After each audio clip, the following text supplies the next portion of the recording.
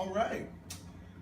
Konnichiwa. Ring, ring, ring. We are in the back of the class where the cool kids talk about the cool shit. Hey, and I'm excited to be back here. Very excited. This is actually perfect because this is where we definitely probably been mobbing in the back of the class. So in the back of the bus, in the back of the class, like cool kids real shit. Cool shit. This is my friend, my love, you know what I'm saying? My heart, been a part of my life for so long. Thank you. This is the one, the only, the beautiful Liyma. I'm not going to say her whole government because then y'all can spell her.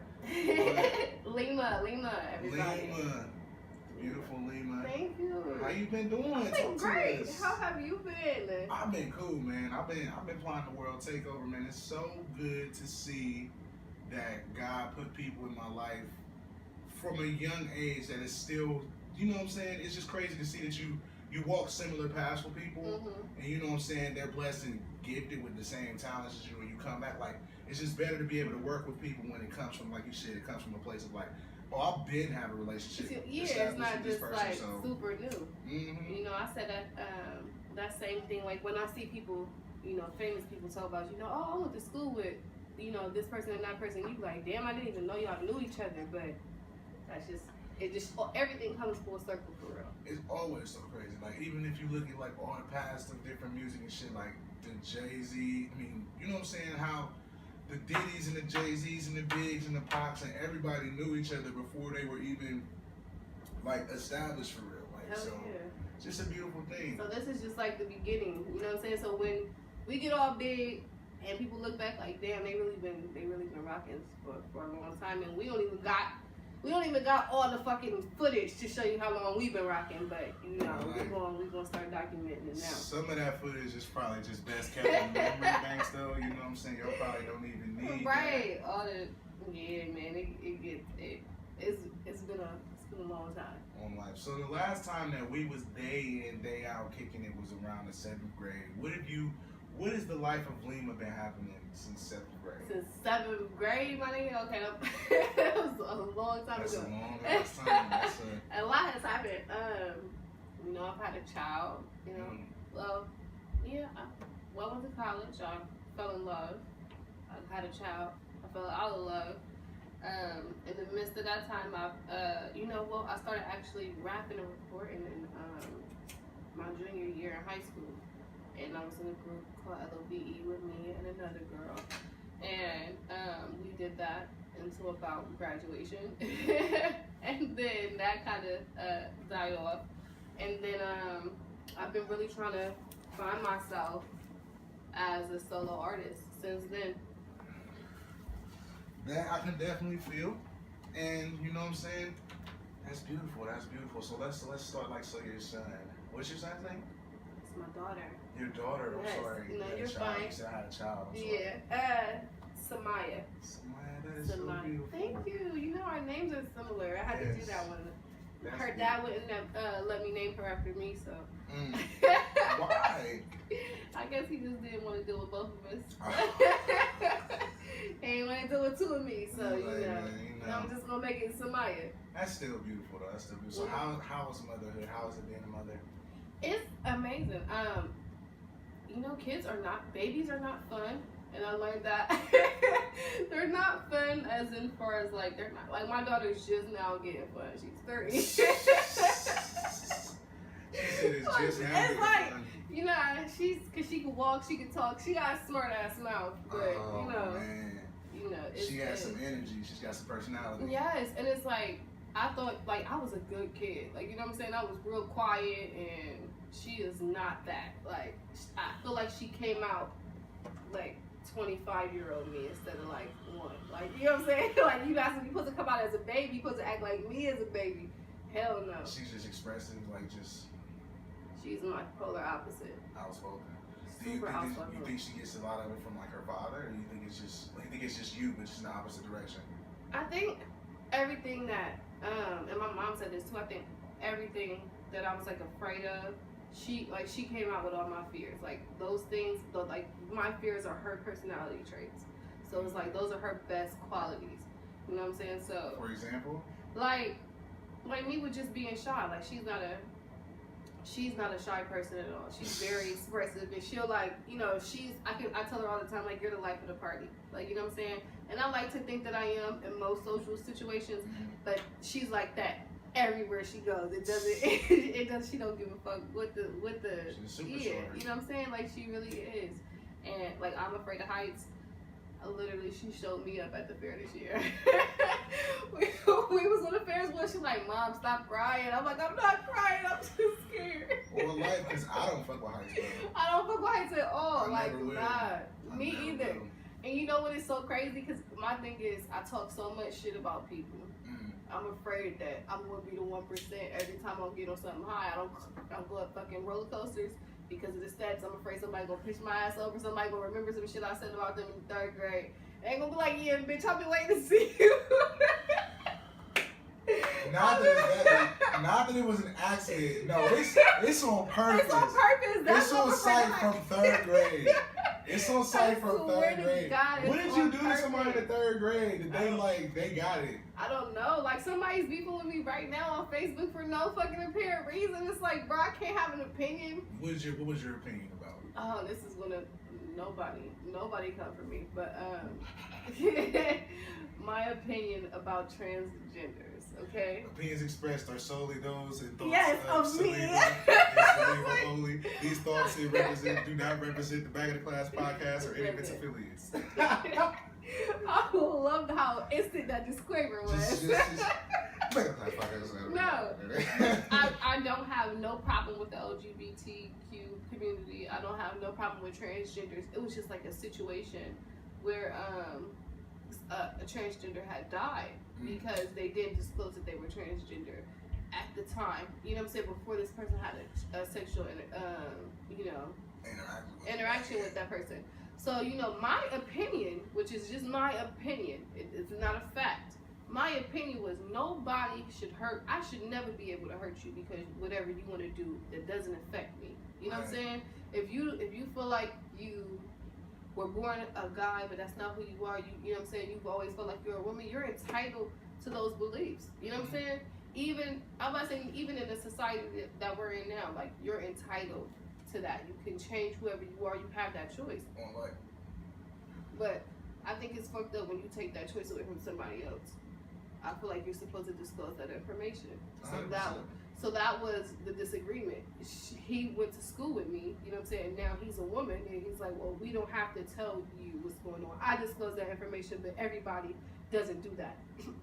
And I'm like, I mean, I'm happy that you're disclosing that information, but at the same time, you should, it shouldn't be I'm the bad guy type of thing. It should be something that y'all hold conversations with each other within your community so that you're aware, so that this doesn't happen to somebody, you know what I'm saying, that you love. Like, you know what I'm saying? Because you can't tell anybody how to react to something. And even though I think that was a terrible way for somebody to react, because I don't feel like no one should hurt you for being who you are, but at the same time, you give everybody the God-given right that you want.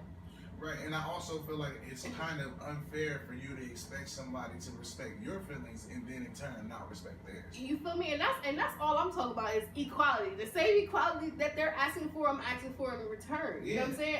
And I'm Chun-Li, I'm the bad guy. So I was just like, okay. And so everything I say now, this person comments is like, oh, you're just a terrible person. Like, what the fuck did I do? Like, what the fuck did I do? A lot of times, a lot of the shit that people like have issues with, it don't even be about you. It be about yourself.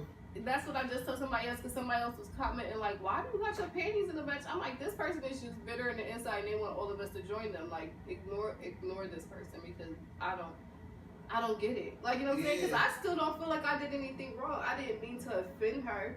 If that's, you know what I'm saying, if that's what happened, but I'm not gonna not have an opinion about something because you feel like it should be different. That's the gift in an opinion. Right. Exactly. You know what I'm saying? Like, everybody has an opinion. Exactly. Like, bruh, like, you know what I'm saying? saying?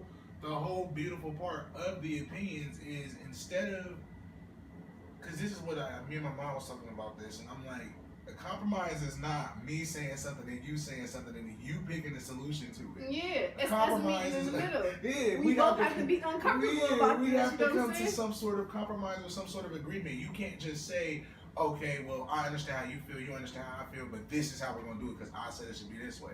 Like, no, like, because then you're not listening to me. You know what I'm saying? You know what I'm saying? We're not coming to any compromise. You're coming up with your own rule. And if y'all are saying y'all want to be able to make y'all's decision, but people that's gotta have sex with y'all are saying like, okay, well, some of us reserve the right to not And my want thing to. is, some people like that shit.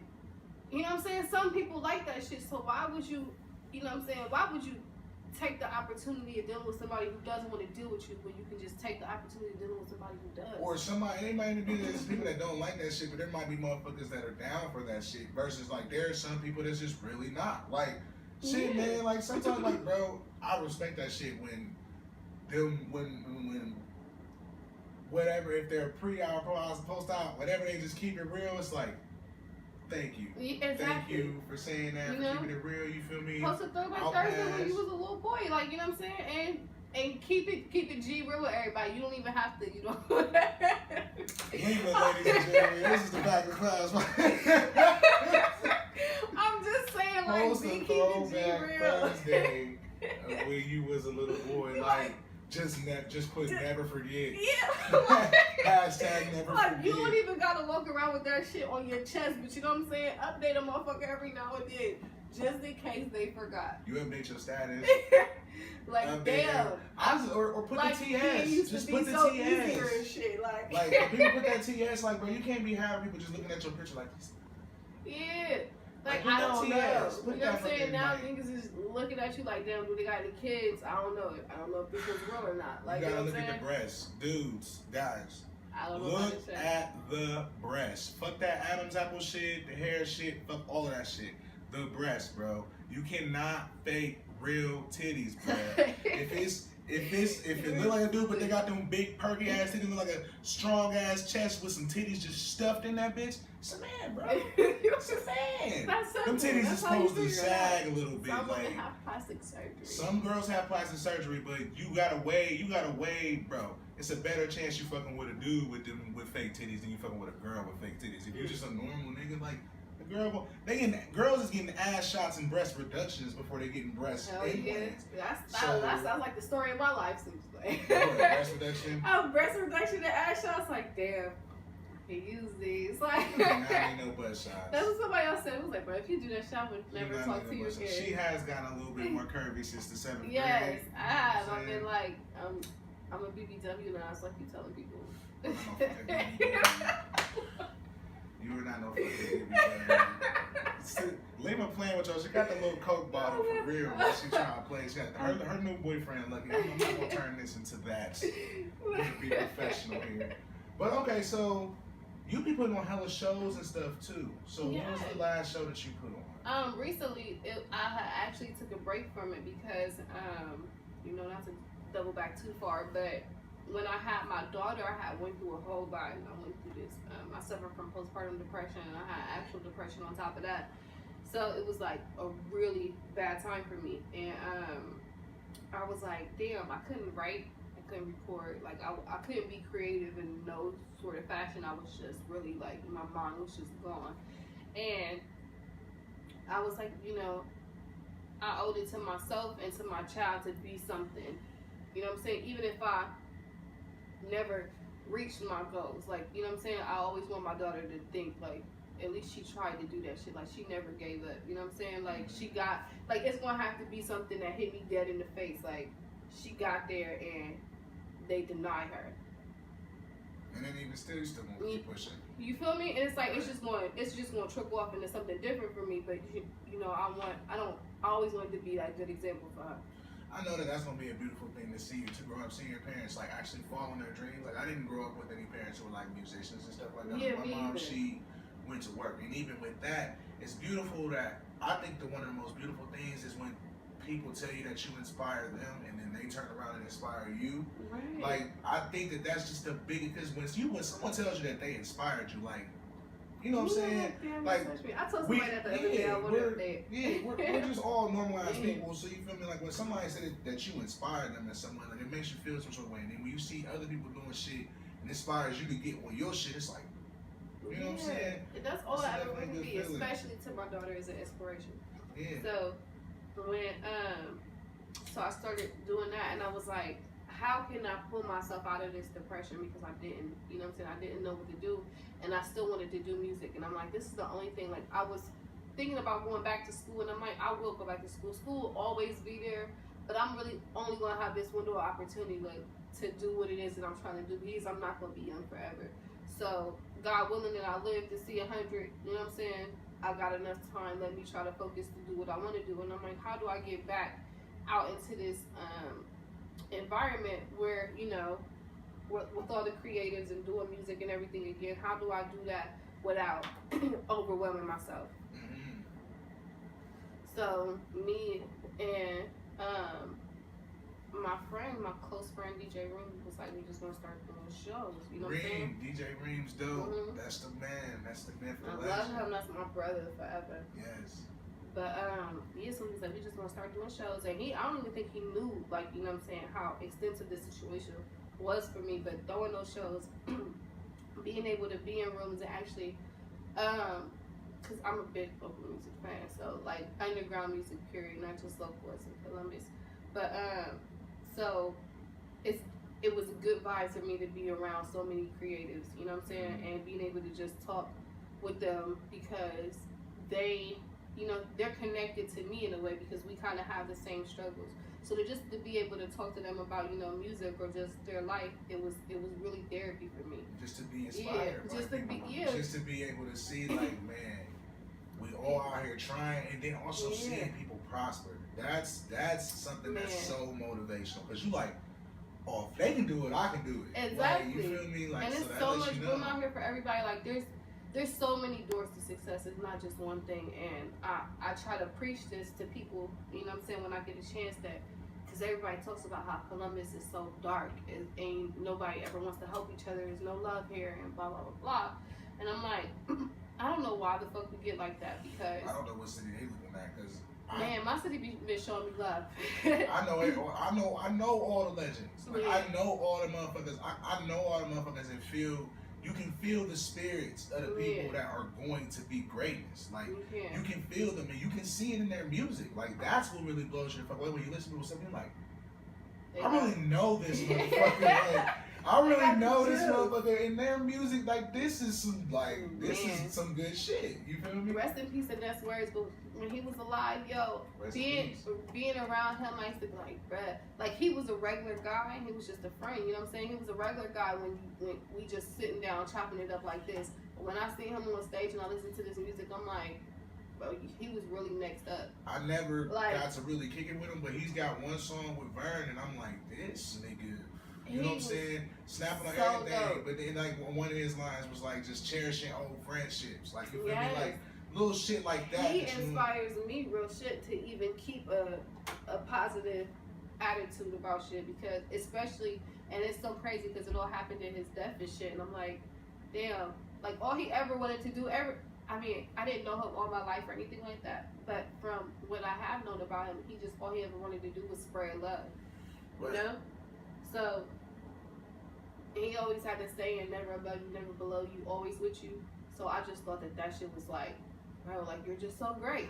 Yeah, like, how the fuck are you just so nice to everybody? On life. Because, you know what I'm saying? Like they say, it's beauty in the struggle. Like, that's the thing, bro. And I feel like we'll be good to not go Hollywood because, like, we've all been dealing with this shit for so long. And I think that it's beautiful that it kind of takes a while.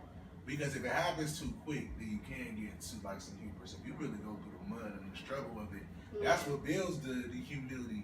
And it also lets you be able to tell the motherfuckers, like, don't quit, bro. Because it takes a while. And I tell people all the time, I'm like, only difference between, in my eyes, between somebody who's made it and somebody who hasn't, the person who's made it never gave up on themselves. You know what I'm saying? They never said that they was going to stop doing it.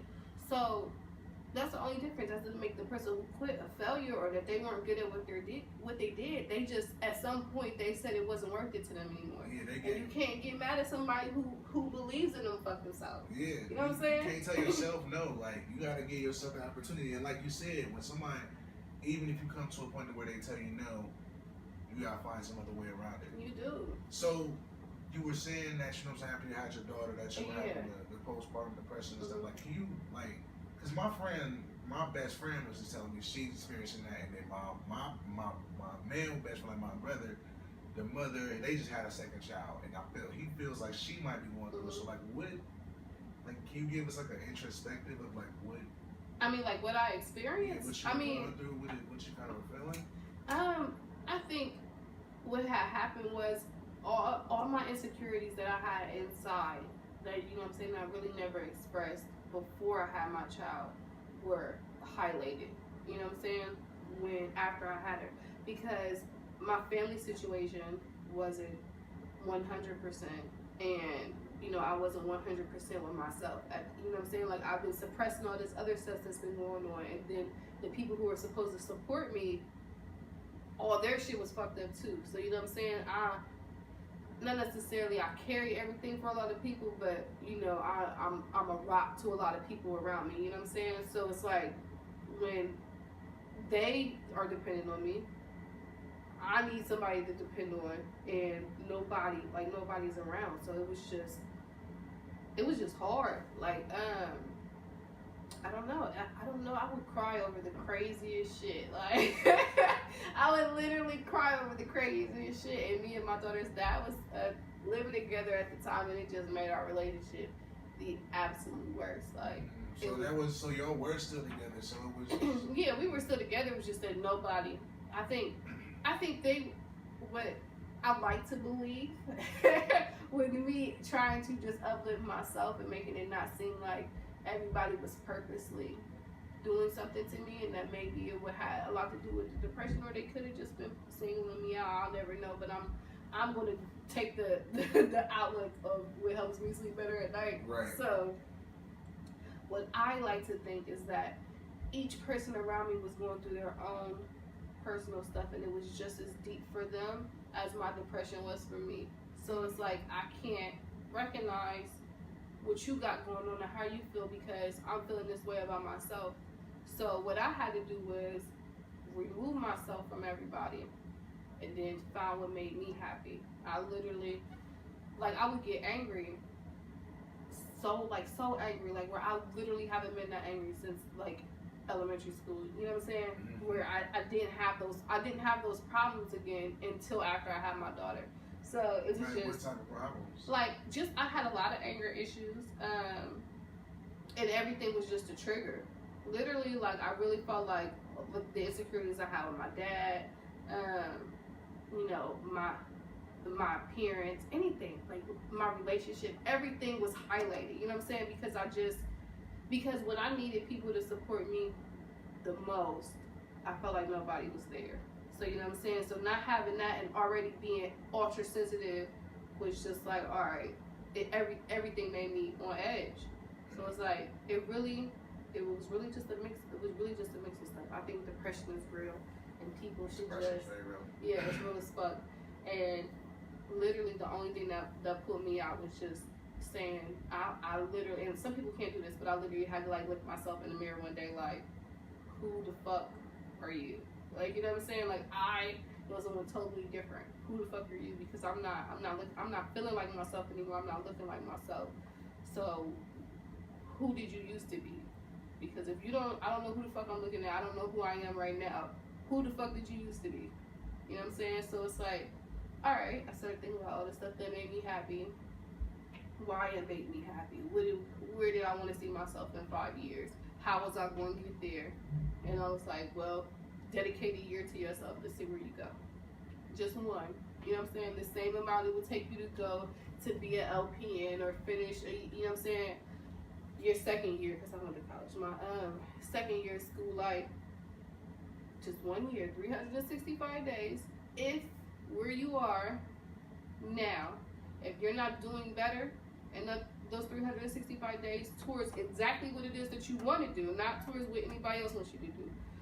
Do what you want to do in those 365 days. If you haven't grown even a little bit, then quit. It's not going to be any good to your life. You know what I'm saying? But you have to dedicate that year to yourself. If you don't dedicate that year, then you're cheating. You know what I'm saying? So if you say no, and you say, listen, you know what I'm saying? You do exactly what it is you want to do. Find a way to make it happen. If when you do that, you succeed and you're growing and it makes sense, then you keep doing it, because you know, you never know what you're going to get to. But if you haven't, you know, go to school. be a full-time mom. Don't, you know what I'm saying? Right. Dedicate all yourself to this and only this. Find a husband, get married, settle the fuck down, like whatever it is, you know what I'm saying? whatever floats your yeah, boat, whatever just fuck, do that yeah, shit just 110%. yeah, and just shut the fuck up. Don't resent nobody. You know what I'm saying? Don't blame it on the baby. Don't do none of that shit. Shut the fuck up and just do that. But I mean, so yeah. what were some of the things that you did in that year process? Like, what were some of the steps that you took? Well, it was to get to be, music always made me happy. You know what I'm saying? Music made me happy, it made me sad, and I had to feel it. You know what I'm saying? And that was another thing. Like, I didn't listen to music. I had no idea like what the fuck was out or Right. anything. Like, you know what I'm saying? Like, it didn't. I just had so much other shit to worry about. Right. The music always made me happy. So my goal was to always put together this project, because I had never dropped a single project where it was solely me. Like, you know what I'm saying? Not me rapping over nobody else's beats, to show people that I, you know what I'm saying, I could be lyrical. Just, I want to put out an EP. And I was like, at this point, you don't know nobody. So what are you going to do to meet people? How are you going to get back to experiencing things? Because if you don't experience nothing, you can't really write. And I had already went through a bunch of stuff before then. So it was like, you have somewhere to kind of start. If you can get back to a creative point, you can pick and choose, you know what I'm saying, what you want to do or what you want to talk about or how deep into it you want to go. But I didn't know nobody, so I was like, I'm not about to go into the studio right now, because for one, I don't feel creative. I used to hang out with my friends and go to studios and write and, you know what I'm saying, just be in that kind of environment with that kind of energy with those kind of people. Right. So I said, I'm going to throw the shows, because I get to be around all the same shit minus the studio. How many shows did you throw? We threw a lot of shows. Yeah, I seen a couple. Yeah, we had spoken art. We did it for a year. Yeah. Yeah, we did it for a year. But I think it was probably like 6. The spoken word one was pretty brilliant. Yeah. That was my idea. Thanks. There was a couple Yeah, there was a couple nice people there. Yeah. And it's like so crazy, because some of those people I had never heard of before, and now they're fucking everywhere. Like, after I did that spoken art show, and then they started doing turnout Free was Love. beautiful too. That turnout was phenomenal. Like, that motherfucker was packed to the back. And that was my very first show. It was stand-up comedy and poetry, like, and rap artists and singers. Right. Like, you really don't get like stand-up comedy and poetry too often. So that was a nice differentiation too. Yeah, Absolutely. because that's not. I'm always trying to be innovative and shit, and I'm like, damn, how can I make this shit a hit? And it's crazy, because I started seeing so many people throw shows after me. You know what I'm saying? I'm like, y'all probably don't want to give me the credit, and it's cool. Y'all probably already think about it, because we all think about stuff. It's not about who do it first. It's about who do it best. But also, it's just great. But yeah, it's also just be like, I feel like I'm taking a little bit of credit for that. Like, hey, I inspired, right? You know what I'm saying? Right. Everybody go get your motherfucking bag. On life, it's like, you know what I'm saying. We all just, I love it, because it's like, I think all of us should be doing that. Yeah. I think, like, if you, like, as a recording artist, like, I see all the time, like my boy Deuce, I had him on the podcast. Oh, I love Deuce. He just had me on the Blatant Weekend. Yeah, see, he motherfucking did like 14 podcasts, booked them all, did all of them on the way to his rollouts and his shit. And then when everybody posted his shit, got it and consolidated the screenshot, all of that shit, you know what I'm saying? Shit like that. When you see people who are doing different like promotional techniques and shit like that, like to really do a podcast circuit, or like I just had Sam Rothstein on here. Oh, really? Yeah, Rothstein was on here actually fucking. Sam at work. Yeah, he was just here Thursday. I don't know. Dope. Pulled down on me. And I he told feel me like about, one of the lucky ones. Man, you have no idea how good I'm feeling, because the podcast has its one element, but now I'm feeling like I'm getting my Joe Budden on. Right? You feel me? Because you got. I mean, we the elite. But y'all coming through. You're coming through with the crack though. Like, cause Rothstein, he came through and really he's really good. He knows his shit. Yeah. It's good. And he'll tell you, you know, he should. He's got energy. He's got energy, and I fuck with energy. Real. Like Ross Steve, he don't give a fuck who's around. No, he's like, look, I'm gonna tell you straight up like this, bro. Motherfuckers be throwing shows, they be doing that shit whack. He's like, man, like the fact that Pipeline. I swear I have to make it out to one of these shows. Man, and just his mindset of why he's doing it, how he's doing it. He is like, you become the king of Columbus, but then it doesn't fucking matter if you're the king of Columbus because you go somewhere else. Now you gotta become the king of that motherfucker. You feel me? You feel me? Like it's like, so the pipeline. Get caught up in this shit. Yeah, he's like, the pipeline. I want to get motherfuckers performing everywhere and get people performing here as well. And then also he talked about having Raid and they put their self on tour just off of relationships that he built in Facebook. He booked different little venues and shit all throughout the motherfucker, got in the whip and went and did it. You feel me? So you need. It's really as simple as picking up the phone for when you got an idea. And motherfucking. And people think that shit is like brilliant, like you doing something extra. I be trying to tell people like, bro, I'm doing anything that you could do. All you gotta do is motherfucking. It's execution. That's the most important thing. Like people always have brilliant ideas, but they don't fucking execute. Yeah. That's the most important thing. Like if you have a great idea, write it down.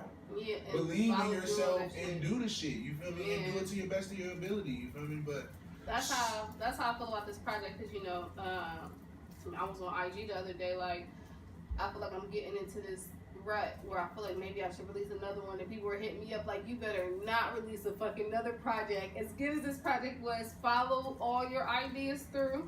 Girl. And execute, and then go drop one, when that's been out for 6 months, but they was like, do not put out any more fucking music. When did you drop this, and how long did it take you to make this project? The Elle project dropped August 3rd, 2018, and I literally started writing the project maybe like the 23rd of July of 2017, so it took me about a year because I finished it around the same time.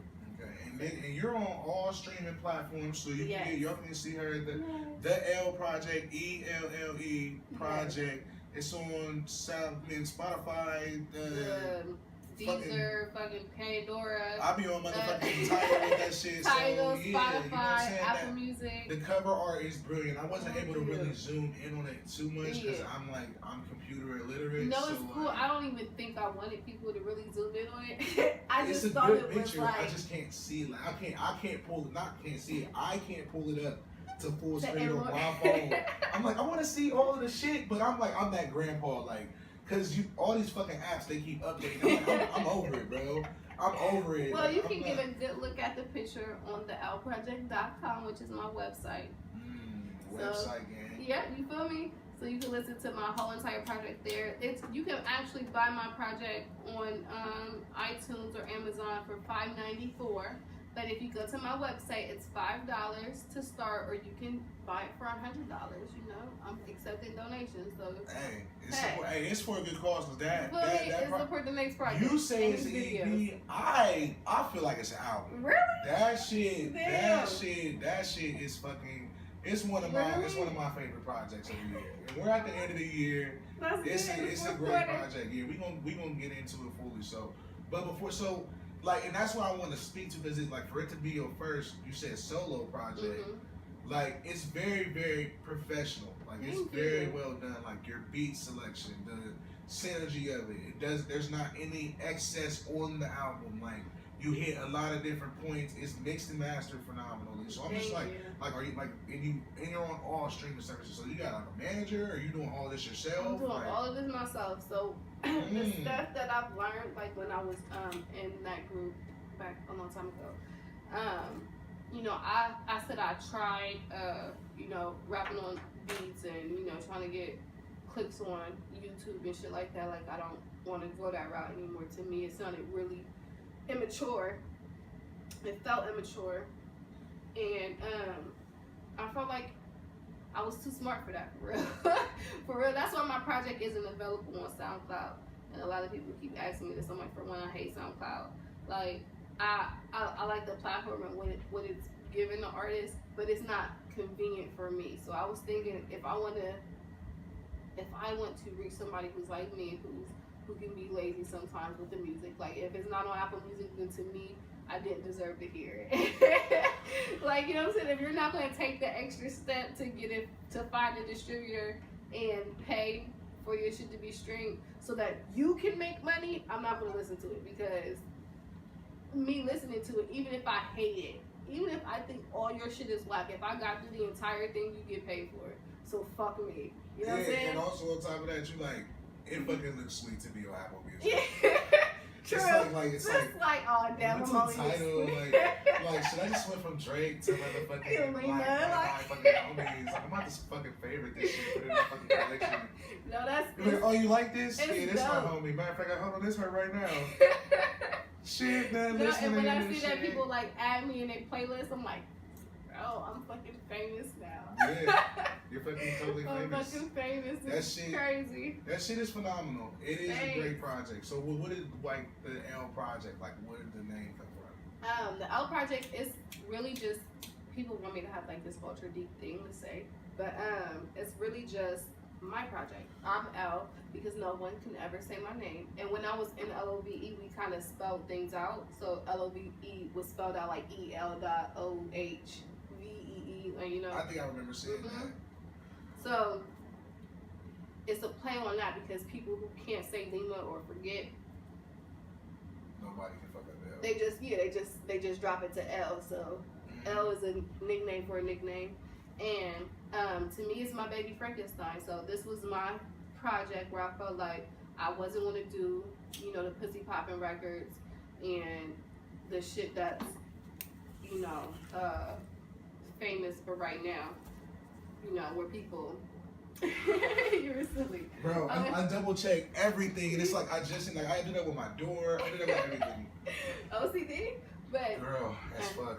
right? But no, I didn't want to do what was current. I wanted to do what I wanted. So this is my baby Frankenstein. I was like, if I put all this shit together, it's either going to be, you know, something amazing or it's going to be trash. But it'd be me. And Well, congratulations, Selena. thank you. You got the first one. The motherfucking amazing.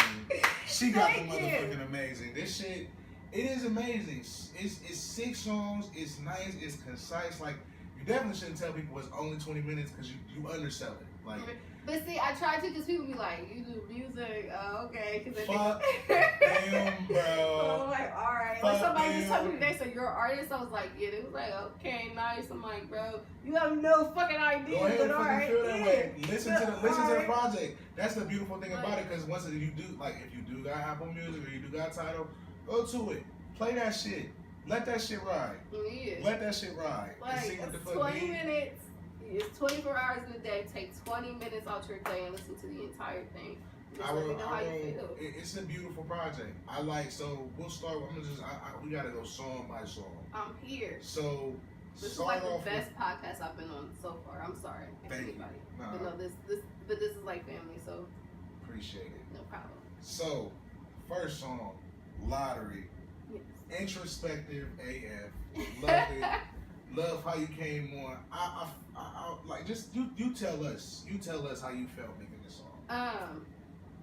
This song I was just like me just really talking to myself but also talking to people at the same time. So it's like with me just saying what I was saying before, I was really coming into this spot where I'm just like, do you. That's the only thing that I've been like preaching to myself, is literally just do what you want to do regardless of what nobody else wants. So when I was writing Lottery, I'm like, you know, I want to appeal to people. I want to follow these trends because I think it's just human nature for real. Like, I want to do what the popular kids are doing. I want to do what's, you know, fun and flashy. So I think that's always held me back with me releasing a project on my own. Because I've been recording. I just haven't had a project out. But nothing ever felt real to me. You know what I'm saying? Like, nothing ever, like, it was nothing, I didn't make anything prior to this that I would stand behind. I got Lauryn Hill vibes. Really? Mad Lauryn Hill vibes, especially right Somebody around told me I sound like the girl Dave East. Lauryn Hill was the first female that I've gotten. And who the fuck else? I think I'm gonna think of it. Oh, somebody just said the beat reminded them of Drake. Yeah, it's a good intro album beat. Like, because intros are really, really important to a lot of people. And the intro kind of, I mean, it should be. It sets the pace for what your expectations for what's about to come for the album.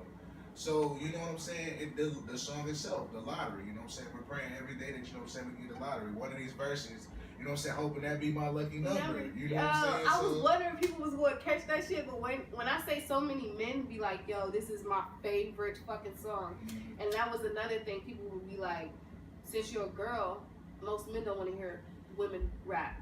So when I hear men say they like my project, it really makes me happy because it's like, people already set me up for that not to be my audience. And literally, based off my IG, more men listen to me than women. Yeah, cause fuck what everybody else. Like, and maybe there is too, because what I will say is, in listening to you, you get a gritty, real, like, it's like, not gritty. Maybe gritty is the bad word for it, but. Okay.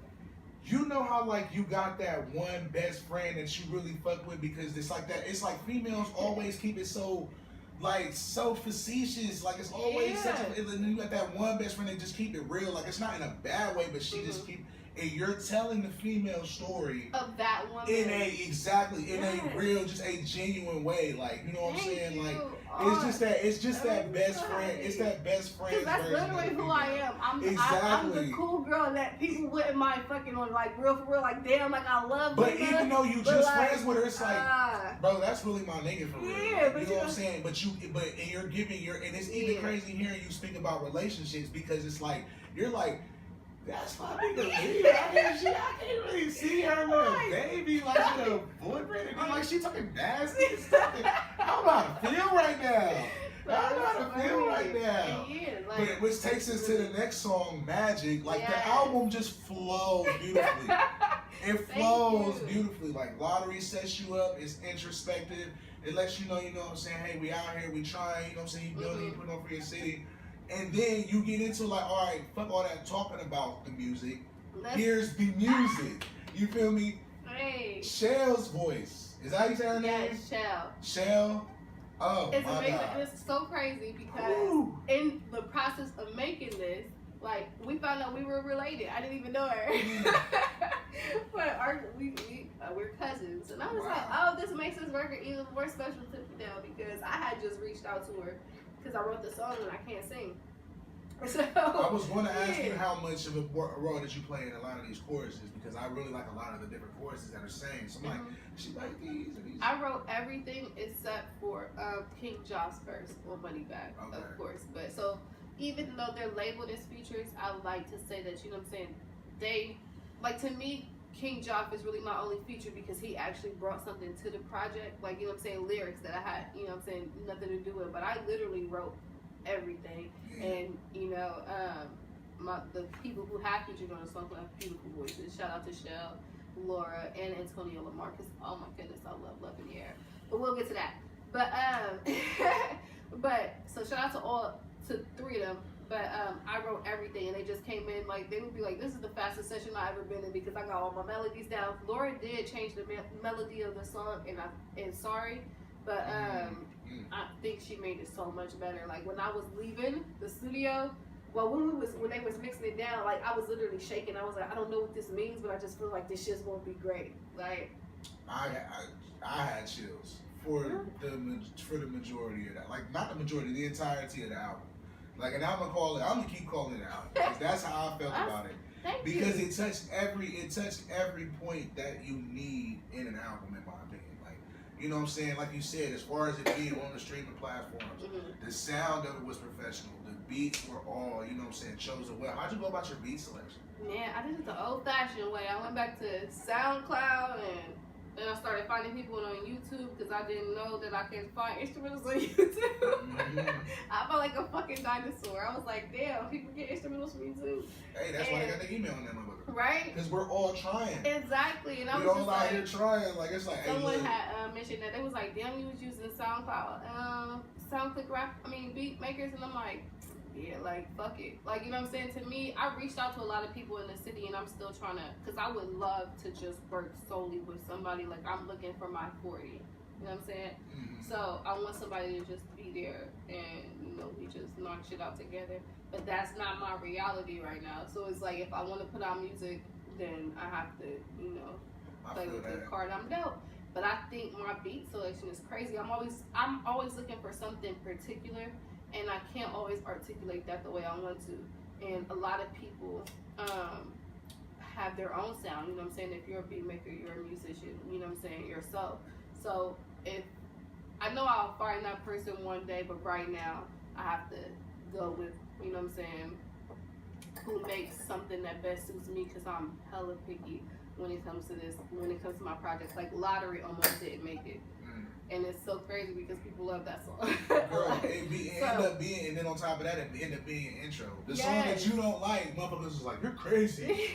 You're crazy. Yeah, then like, you're like, I do kind of fuck with it. Then it's your fucking intro, which means you clearly have to fuck with it. Exactly, but I was like, at first it was always going to be my intro because it's short. It's not like a whole, you know, I mean, I guess it's a whole song, but it's under 3 minutes.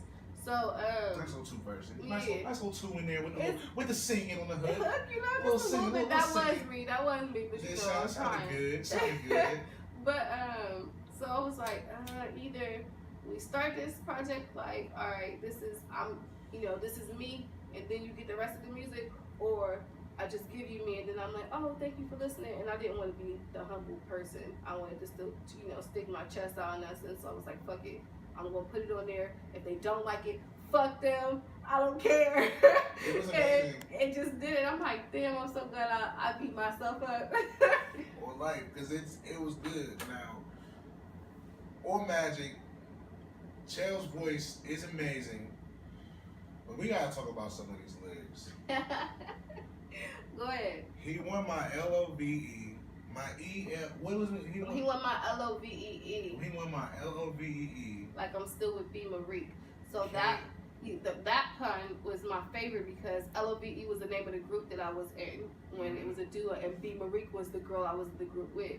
So he won my LOVEE. Like I'm still with B. Marie. Like nah, but KISSING on this PUSSE. Yeah, I know, right? I just felt like it was a good play on lettering and wording. The flow comes in beautiful. Like, but that's what I'm saying. Like your bars, they're there, they're hitting, and it's like it's coming. Like, and I hate it when you say that it comes from a female. Now I'm about to get ready to say it, but it's like because you do say a lot, like you know what I'm saying, like you got body by a chick. I'm like, it don't really matter about being a chick, but it does feel good coming from a chick, because it's just like if a girl were to be extremely funny. Like dudes would really appreciate that. Like I think I'm fucking hilarious. You are pretty fucking hilarious. You are pretty fucking hilarious. But like it's just like it's certain shit like that. It's like, yeah, bro, but she's a girl, bro. Yeah. That's what makes it better. Like, so I don't know. Maybe it is, but yeah, them bars, that shit was fucking fire. What was the? I love how you have. He wants you to change. He want to change your surname. Yes, nobody says that anymore. It was so beautiful. It was so beautiful. I'm like, see, these are the type of bars and shit like that puts you on a different, like you said, nobody's saying that. And you talk about a lot about people plotting on your ovaries. Yo, that is everybody's favorite line, and I'm not going to use that reference any fucking more. Go ahead, you better keep using it. I used it twice on one project. Like, I need to give the ovaries one a break. Nah, man, ovaries is your shit. Like, clearly ovaries is your shit. Nicki Minaj got her sons, I'm just trying to be Mother Earth and shit. Yeah, females need to understand, like, you really have, like, there are more parts to your vagina and your female makeup. And my thing is, I always want to keep my femininity because I love being a girl. You know what I'm saying? Mm-hmm. So it's like, and the thing about it is, I feel like most music now only makes music for Friday and Saturday. Like you only got weekend music, especially when it comes to females. My bad, I got a cold, but nobody's talking about, getting up and going to work or being broke or being everything like that. Like, damn, I can't really be a bad bitch all the time. Like, weed is like $500, bro. Like, I gotta go to work for this shit. Yeah. Like, I'll be seeing my female friends. I'm like, you ordering that offline and it's shipping too? Oh no. Like, that shit is really hard. And like, I can't be fucking cute all the time. So me just, me referencing my ovaries was like, I'm woman and I'm real. Like, you know what I'm saying? But still in a fun way. Like, you know what I'm saying? So hopefully it's a strong, beautiful way. Like, it's a strong, beautiful way of, like, you know what I'm saying? Like, Cause the way that you set yourself up as, like you said, as a woman, like you was like, we like that pay with my pussy money, but you know what I'm saying? But we don't want all the time. We want like a balance. You feel me? Like you know what I'm saying? And you represent yourself like as you know what I'm saying? Cause that's why niggas we like balance. You don't want no prude ass woman. Yeah. Like you want a girl that's not gonna get in every fight, but you don't want her to get like punked when y'all in the club. You feel me? Like you know what I'm saying? You don't want her like you don't want her yelling at you all the time and cussing you out, but you do want her to cuss. Like you want to be in the car and she like go bitch. You like see. That's why I fucking love her because this bitch do need to fucking go. That's who I try to be. That bitch is goals. You feel me? Yeah, you know what I'm saying? Like so, it's just like you know you want somebody to be an actual person. Yeah. So it's like we fuck with hearing that from your perspective as a woman. Like it really was definitely something super fire to hear. So so going into the shit with King Job, Moneybag. Fire. Thank you. Fire as fuck. Now this, I like I said, there's literally no excess on this album. It gives you everything. Thank you. Intro, introspective, we setting up. Second song, Magic. It starts with the femininity, the girl power. Shell's voice is beautiful, and then even the way that your voice that God gave you, like, because voice is very important in music too, especially rapping. So you have that calm voice of like just that friendly, like you know what I'm saying, like it's not like that. I wonder if this is the weed. This is my first interview. I feel like I'm on like damn, what the fuck is that fucking podcast where they be interviewing all the famous people but they be smoking and asking them about weed and shit. I feel like I'm on that shit. Is it Drink Champs? Because that's what Drink is. No, yeah, this is weed. But Nori he do be having them smoking shit. Yeah, like this motherfucker is lit. But yeah, I love how deep you're getting into like actually understanding the project because I'm like, this is literally how I felt. So I'm glad like we never talked about this before and you're getting everything that I felt. So that's like amazing to me right now. I'm glad because it's a like literally like I said, like I had goosebumps. I was blown away. But I've always known you had a boy. Like I told you, when you rapped that shit about the tennis shoes, I don't know if that was when we was in high school, we was in middle school. I think I wrote that when we was in middle school. But it was like I was like. And I swear I used to hang that rap on my wall, and I wish I could remember that shit. Because at the same time I wrote that shit, I wrote a rap about candy, and all the candy. It might have been. You might have spit me both of them. I was like, bro, you need to do advertisements for these raps. I was like, you should be getting a check for this. Fire. Like I was like, you really spitting right now. You should get checks for this shit. I'm like for real. Like even out here. Speaking of checks, my fucking project did really well. It with no promotion. So that's why my city loved me, but I still have so many more people to touch. But I sold 42 units in 5 days with zero promotion, and I think that 42 may be a low number for somebody else, but that's 42 people who spent the $6 for my album, who you know what I'm saying, who I don't know, because I don't fucking know 42 people over here who would give me $6 like. That's just God. That's just God. So for it to happen, I was like, oh shit, like thank y'all. And then people stream my shit. I get plays on Spotify every day. I haven't been a day that went by where nobody played my project. It's a great project. That's extremely humbling to me. It's good that you have that appreciation for it, because there's some motherfuckers out here that would have that and would be talking down on it or would be feeling some type of way about it. Like I feel like fucking Beyonce. I dropped a surprise album and 42 people brought my shit. She said, I feel like fucking Beyonce. This is why I love her. This is why I gotta keep checking because I gotta make sure that we still getting all this. Yeah. She said, I feel like fucking real, Beyonce. I love all 42 people.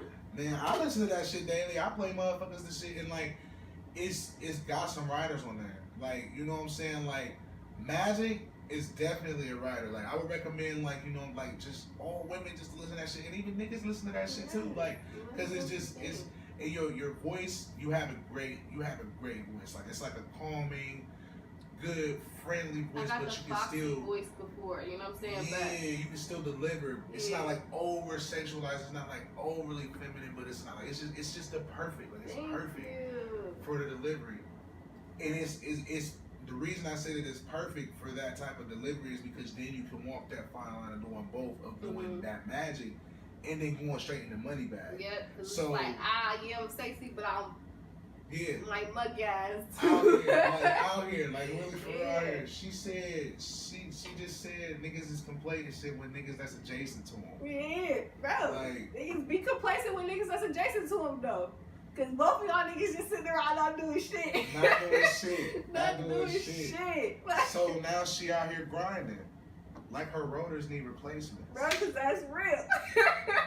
When your motherfucking brakes be grinding, She was out here really giving them bars. I had a guy hit me up like about that specific line. He was like, nobody says that. I'm just like, no, not like that's one of them bars that anybody, like man, woman, anybody can appreciate because all of us is driving fucking cars. You feel me? We all driving some cars. Driving cars. Now I'm grinding. Like I don't know. Rotors. Her rotors need replacement. Oh shit! She said, "Who packed their luggage? They tripping." Yes. You ever been with her, my nigga? She different. I know. I had said it first. I was like, no, have you been in my presence, my nigga? I'm different. I was like, that's contradiction. You know what I'm saying? Because you was just telling how motherfuckers how you don't gotta say that you different. So I just was like, I looked in the studio. I was like, hey, you come here real quick. Say this shit. She different. Yeah, I was like, hey, he had the perfect voice for that shit. Yes. It sounded like you hired that nigga. Right? He was like you trying hired to be that there. Shout out nigga. to Pete Kid. That shit was hard. Get that money back, pressing on the gas, made this nigga upset. Yep. Yes. Yes. That's my shit. Kill the beat like what's next? Then I let her repeat it like rough sex. She was snapping this whole damn verse. How good did you feel when Job delivered on his verse too? Oh my fucking god! Like, and it was crazy because I didn't hear it until we was in the studio recording. So he was doing it, and then that part where he like hovers over my vocals in the middle of the chorus, that wasn't there. He added that shit to it. Yeah, I was like, okay. That shit hard. What that shit? So I was like, yeah. Get that with the bag. I'm like, His voice to me is so fucking amazing. Like, I love how raspy it is. I tell him all the time, like, I'm just in love with your voice. Like, if it was a fucking person, I would hug it. Like, I love it. I love your fucking voice. His energy is what gets it for me too. Like, regardless of anytime we somewhere, we all freestyling. Like, his swag, like his hair, his fucking like his flow, the shit. Like even how he'll get like he'll grab props when he's freestyling and shit. Like Josh is just. And seeing him perform and Shit Bag is really like one of my fucking favorite songs. Shit Bag is that fucking shit. Shit Bag is my like favorite fucking song. And I'm like, even his analogy on that shit is just how he spun that shit. I'm like, bruh, you're so great. Like, I gotta have you on my project. And nobody that's on my project, I wanna make this, whether I feel like they, you know what I'm saying, whether they didn't write the song or not, literally everybody on my project is worth reaching out to see what they have. They're all fucking fire. When I'm not putting my homies on my project. You know what I'm saying? I love these people. You know what I'm saying? I think that they're dope, but I'm not giving motherfuckers opportunities to be because I believe in who I am. I believe in the Liyma brand. So I want all my shit to be credible. You will not catch nobody on any of my features or any project that I don't feel like they have that same, quality. Yeah. So, great word. Yeah. Great Literally, word. I do that shit on purpose. So listen to everybody. Everybody that's on my project has something out that's worth listening to. So go get Shell's album, Dreaming. Antonio Lamar's album, The 8th Hour. King Job, Find Him. I think he's on SoundCloud. Just King Job Shit Bag. Listen to that song. And Paper. Both of those songs. And Laura has tons of great music. She has such a soulful sound. So I just want to say that. Leave that part in there for sure. Look Soulful for sound. every one of those people. Okay? Shit, like speaking of Laura, Sorry Yeah, this one out. Sorry is one of those songs you can't listen to all the time because it's gonna make you cry. Like it's like one of those songs you gotta listen to, you gotta appreciate it. You know what I'm saying? You give it a Grammy, and then you laminate that shit, and you don't speak of this song anymore. You know what I'm saying? We don't speak, but no, that was the first song I wrote for this entire project. Yep. I was sad one night, and I was like, how are you going to get back into this music thing? And I said, start from the beginning. So that, to me, when I had the most emotions and everything like that, like I spoke on having my child or whatever, and I was like, well, we won't touch that, but what do you think led you to this situation, to be in that situation, to be in the situation as you are right now? So this is just me, having therapy with myself. And it seems like I talk to myself a lot, but I do. You Gemini too, right? No, I'm a Sagittarius. Oh, okay, you're Sag. You gotta talk to yourself though. Yeah. Like I say that all the time, just because, like you said, you feel like you're funny. I'm pretty sure you feel like you're smart. Why wouldn't you want to run things by yourself? Yeah. Like, you feel me? Like I would definitely want to run some shit by me first, just to make sure I'm cool with it. Exactly. So that's what I'm like. I probably sound crazy, but yeah, I was just like, I went into myself and I was like, damn, you could right your wrongs in songs. So I was like, I'm gonna write a song about a specific person. And I was like, one thing, I don't think women say I'm sorry enough in these kind of situations. Like, we act like that shit doesn't happen to us. And that shit has, like, I feel like my exes could, can look back and be like, damn, I fucked up with Liyma. You know what I'm saying? But I can do that same thing too. Like, I'm not perfect. So with me being real with myself, I was like, all right, I can say I'm sorry about this situation, because if I would have played it differently, maybe it would have played in my favor. I could have ended up in the same spot. I don't know. But I was like, let me just acknowledge the fact that I know that. You know what I'm saying? Not this just to say that person was right, because I really don't have any regrets. But let's acknowledge the fact, because the first step is admitting that maybe your life would be different if you chose different things. So I was like, let me pinpoint this one and just be like, I'm sorry that this, I don't know how you felt then. That's what I'm really trying to get across is in that song. I don't know exactly how you felt in that moment, but maybe if you felt like this and this made you feel this way, that I'm sorry for all that has happened. You know what I'm saying? And I'm happy that we're in separate places and that things are going good for you. What I really, really liked about hearing this, I'm gonna start with just the surface stuff before we get into like, so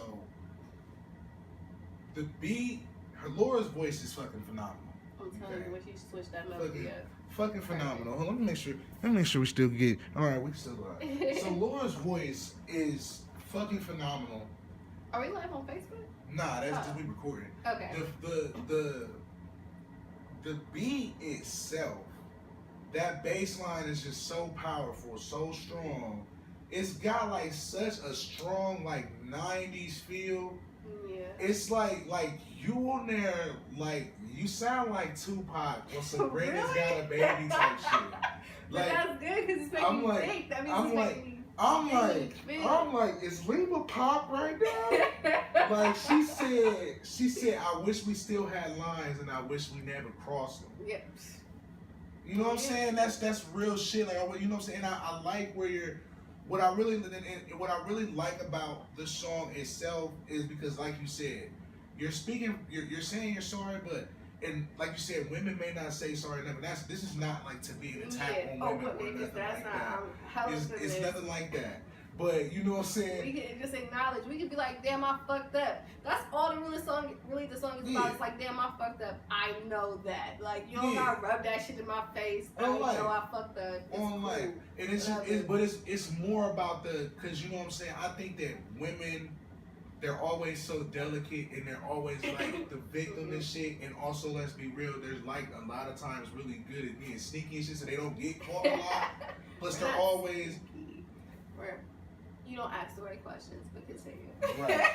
So all I'm saying is plus niggas normally always get caught. So it's like they're not really always on the receiving end of being probably in the wrong. And I thought that would be appealing too, and to spin it. It's like, you'll be the only person who's done this, or the very select few's only been a handful. Maybe I don't know. No, it's we all are human. We all are human, and it's like dudes are so tired of hearing the niggas ain't shit, bro. and women are always the victims and they've never done anything. Like, dudes are tired of fucking hearing that shit. And I think women low-key are tired of hearing that shit because if you talk to any woman, they'll tell you that women are fucking crazy. They'll tell you like, oh yeah, like they'll do this, they'll do that, like. But y'all, but that's not a tangent one, you know. What I will say is, it's not only good that you're acknowledging that for a lot of people that don't normally, like, you know what I'm saying, apologize about shit, but you don't realize with music, you're often speaking for more people than just yourself. Like, when I was listening to Black's new project, he was basically talking about how, like, you know what I'm saying, he don't listen to no type of emotional ass music. Like, he's like, I only listen to turned up shit. Like, shit that's where I'm dabbing or I'm kicking and shit like that because I don't want to listen to emotional shit because that shit gets me to some thinking about shit that I don't want to be thinking about. Right. But then at the same time, I'm writing this song right now. And, like, that shit hit me because, like, bro, I'm the exact same way. I went years with not live. Like, I might listen to the Weeknd or something. It's like, bro, I'm not, bro. No, like, I'm a thug, bro. I'm not listening to that shit. But even right there, and that's why I think depression, me talking about it so much, if we just keep repeating it, because I feel like it's important that we all talk about it because we're all depressed and nobody wants to say that they are because it's not cool. You know what I'm saying? So it's like, let me listen to this trap up shit. I'm gonna listen to the music that you know, doesn't get me to deal with it. It just teaches me how to suppress it so I can just be more of a toxic person for longer. So that's my whole thing, is to not do that. I'm like, music used to be something where it helped me get through my, if I'm saying situations. Like, it was like, all right, maybe because I used to be a big, well, I still am a big Eminem fan, and I used to go to sleep to the Marshall Mathers LP, and I'm like, I couldn't relate 100% to everything that Eminem was saying, but I was just like, damn, all our lives are fucked up. Like, you know what I'm saying? Like, it's not just me. Like, this nigga wants to kill his whole entire family. Like, like, I'm doing good. She said he wants to kill his whole entire family. Like, Bro, she just was sit there, not even listen that bad. Yeah, like, this shit's not even that bad over here. Like, this. Chopper up, chopper. Like, I love it. I'm just going crazy to the fact you went to sleep and that's your soundtrack. Yo, I had posted on my IG the other day. Such comfort in the murder bars, like. My friend was like, I'm not surprised that you did any of that shit. And that this is your response about you saying that this album makes you smile. And I'm like, it really does? Because I used to be like... You talking about this new one, the Kamikaze? No, the Marshall Mathers LP. Oh, yeah. I listened to it the other day for the first time in like, I don't know, like a couple years. Oh my God. And it made me smile because it took me back to my being in my room as a kid. Right, nostalgia was just... You know what I'm saying? I was just like, damn, like, this is how music is supposed to feel. And I don't want to, you know, be 50 years old and when I hear a fucking song on the radio, I think about how I was puking one night and shit. You know what I'm saying? And that'd be my whole entire, like, you know what I'm saying, childhood, where I think about I was sad and depressed, so, you know what I'm saying, I drank all this, or I got high, or I did something, you know what I'm saying, fucked up. Like, once I overcome that depression, I don't want it to always be, you know, lingering with me. So I just want music that you can feel. That's what I'm trying to say. And I want to be, if you want to change the world, you become it. So I'm just leading with what I would want to hear. And either you fuck with it, don't. Well, I definitely fuck with it. I mean, I think that it was a beautiful song, and I think that it was some shit that a lot of people needed to hear. Like, you know what I'm saying? Needed to hear, like, you know what I'm saying? Even now, like, where you said I wasn't good for you then, and I still ain't. I didn't have time for you then, and I couldn't make time for you then, and I still can't. Yeah. You know what I'm saying? Like, it's real That's shit. Real. You know what I'm saying?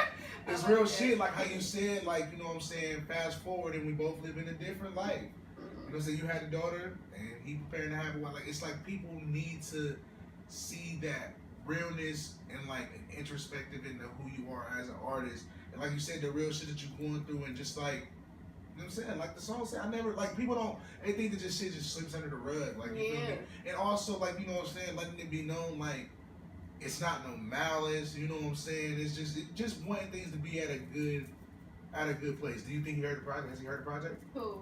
Oh, yes, he has. Okay. Yeah. Good. cool. And we talked about it, and I was like, I can literally do no wrong to you ever, because I mean, I told you sorry on the fucking record. Like, Right, nobody bro. has ever did that to you before. 42 like, motherfuckers bought that album Right. and fucking banned that shit. You So feel me? technically you owe me. Right, But like you famous. Nobody He does wants you wrong. to end it with the Karochi. Just let me ride. He living his best life, and Real life. congrats to him. So he was like, but he did hit me up, and like I said in the thing when I dropped this, I hope you look up and you smile. And he did. He wrote me and was like, I heard the project, and I'm just so proud of you, and just it was amazing, way more than I thought it was gonna be. Just keep doing what you're doing, applying pressure, and all that. Thank you, and we went out to a race. Yeah, that's good. That's good to just have a good. That closure. Yeah. I was having people write me like, girl, you gonna get whoever you talking about no sorry back. I'm like, I don't want that nigga. I'm like, well, y'all ain't listening Like, to y'all the song. y'all not listening. Y'all Like, ain't listening to the song. I'm like, I'm not It was saying sorry because more- I want you back. I'm saying I'm acknowledging the situation. That's all. You know what I'm Which saying? is real, like, you know what I'm saying? Like, that shit probably, you know what I'm saying? You never know what motherfuckers is going through and how shit helps them out, you know what I'm saying? And we always, like you said, if things could have went a different way, but shit went Shit the way happens. it's supposed to go. That's so right. You know what I'm saying? Like, shit you never know. Might have dodged I a would- bullet. Right? And I wouldn't have wrote that song. You feel me? And that song to me is amazing. It's an amazing song. I hate love the hearing it whole feel of sometimes, but you know, because it's like, I know what I'm talking about. You know what I'm saying? Even if it may bring somebody else to something different. And I'm so past that situation, so sometimes it can get annoying. I'm listening to it like, bro, you don't even give that many fucks. Right. You Shut don't even up. give that many fucks anymore, She's bro. childish. Like- Do you see this? Do you see this? She said, bro, you don't even give that many fucks. You're so fucking fake. Like, you out here writing motherfucking songs and shit. You don't even care. But That's no, real. So real. That's why just when you me see being that, Liyma, though, that's like- why we do it. She said, bro, Bro, you don't even- she's flexing. Cause that's what I was doing with my friends, like, bro, but you don't even like that bitch no more, no. Fast forward, we both live in a different Like, life. bitch, not even that deep. Bro, she got a whole new nigga. She got a whole new nigga, bro. Fuck out here. Like, oh, if you gotta perform that shit, Right. 3 years from now, you gotta still be as passionate. Right, like, damn. Be like, bro, Right, like, he front row, like. They got grandkids, bro, like. Nobody gives a fuck. Shut, bro, shut. But I She still love said it. they got grandkids. Like, Bro, get my over fucking that cheeks shit. hurt, bro. They like, we don't care, it's a banger. That shit is a banger, Right? bro. So it's like, damn, but I think that's just the artist in me. It's like, damn, I don't want to keep hearing this whole situation over again. Because anytime I write about something, it's really my therapy. Right. So I've dealt with it, you know, as I'm writing it, and then once I've closed it, once the song is done, I no longer feel those emotions. So it's like a closed door. Every time you hear a song, it's like, damn, now you should expect evolution. Right, you trying to open that door, bro. That door Yeah. closed. Ooh, my bad. Nah, you good. So, Love in the Air, beautiful. That's one of those songs, like, I feel like I could wake up to it in the morning, like you could set it like as an alarm. You just like, That's crazy because that's kind of how I want the video to play out. I can't wait for that to drop. yeah. I want you day in and day out. Shit is so beautiful. Like, I love it. His voice is definitely beautiful as fuck. The beat is beautiful as fuck. Gives you more, like, introspective into you. Like, I really love that song. I really love that Thank song. you. It That's really my snapped. sequel. No, I met him randomly doing an interview, and I was like, I heard him sing, and I was like, oh my goodness, she'll be perfect for this song. And it wasn't even completed yet, but I'm like, I know I need that. I don't know. I call it an airy sound. Like I need something that's very relaxed, and I think of warm linens and shit when I see it. Like you know what I'm saying? Like when I hear it, like that's what the fuck I think of. So when I heard his voice, I was like, this would be perfect, and I wanted to write a song about actual love. Nobody, you know, not it being depressing or what it can do to you, and about, I said those very first stages. You know, when you meet someone and everything they do is funny, everything is great, everything's cute. You know what I'm saying? I just wanted to embody that moment, because the moment you find out they like somebody's pictures on Instagram, or they DM some chick in '98 and yeah, and that bitch screenshotted it and sent it to you like before all that. Out the date. Before all that shit started happening to you, I wanted to embody what it feels like to be in new love, and that's 11 and Right. it's like, you know, and I wanted to really be a girl on this track, because that's my whole thing too with being real and being woman. So I talk about how I talk about what the family. I reference my ovaries and stuff in this one again, and I talk about him uplifting me to be a better person, which makes me want to be up under him. You know what I'm saying? So it's like just a strong foundation is what the vibe that I was trying to get. It was, and you give that off. It's like you said, it's a real love song. You feel me? Like it's one of those songs that you really can't ride with your new boo. Like, you know what I'm saying? Because you always, like you said, all the songs was always like that. So nasty with the vibe, like God, like dang, like all our music is fuck that nigga, take his money, pass that pussy to another one, and do it all over songs, again. Yeah, even the love songs is like always super nice. Like you rarely get the songs like you said when you just really just start to like somebody. Like you know what I'm saying, everybody just wants to kind of like somebody. Exactly, there's nothing wrong with liking people, and usually, you know, if it all happens right, the stars align for you, then you know you might actually like that person a lot. Mm-hmm. And they might like your back. Exactly, like, you know what I'm saying? And like now y'all LMA and LOVE. You feel me? I like LMA. I like her. I hope she stays around for a while. Yeah. So then we move into No Trust. Close the album out strong. You know what I'm saying? Came back, let them know you gotta give them the bars. You feel me? Yeah, don't forget, I can still spit. Exactly. Never trust a nigga saying trust me. Mm-hmm. You tell a lot about people who are habitual liars who always because there's so many of them. It's like any habitual liars, the ones always trying to tell you that. Yes, that's my favorite ones in Moneybag. Not to go all the way back to that, is niggas who ain't got shit, let it tell you what to do. Why is the habitual liars let it tell you what's true? Like that's literally my entire life. Like, bro, how the fuck you gonna tell me how to do something and you living fucked up? Right, on life. You start your verses off very, very concise too. Like you always get right to the point. Like, that's how I live my life. It's like, yo, hold up. Yeah. Why every time?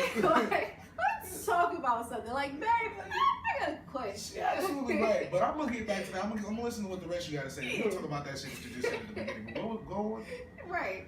But yeah, and no trust, never trust a nigga saying trust me. I just want the dream they would help me if they could fuck me. And that's just with a lot of the stigma that comes on female rap, because I have to have 20 inches of weed. Well, 40 inches, 20 inches, not that long. But you were a challenge. Right.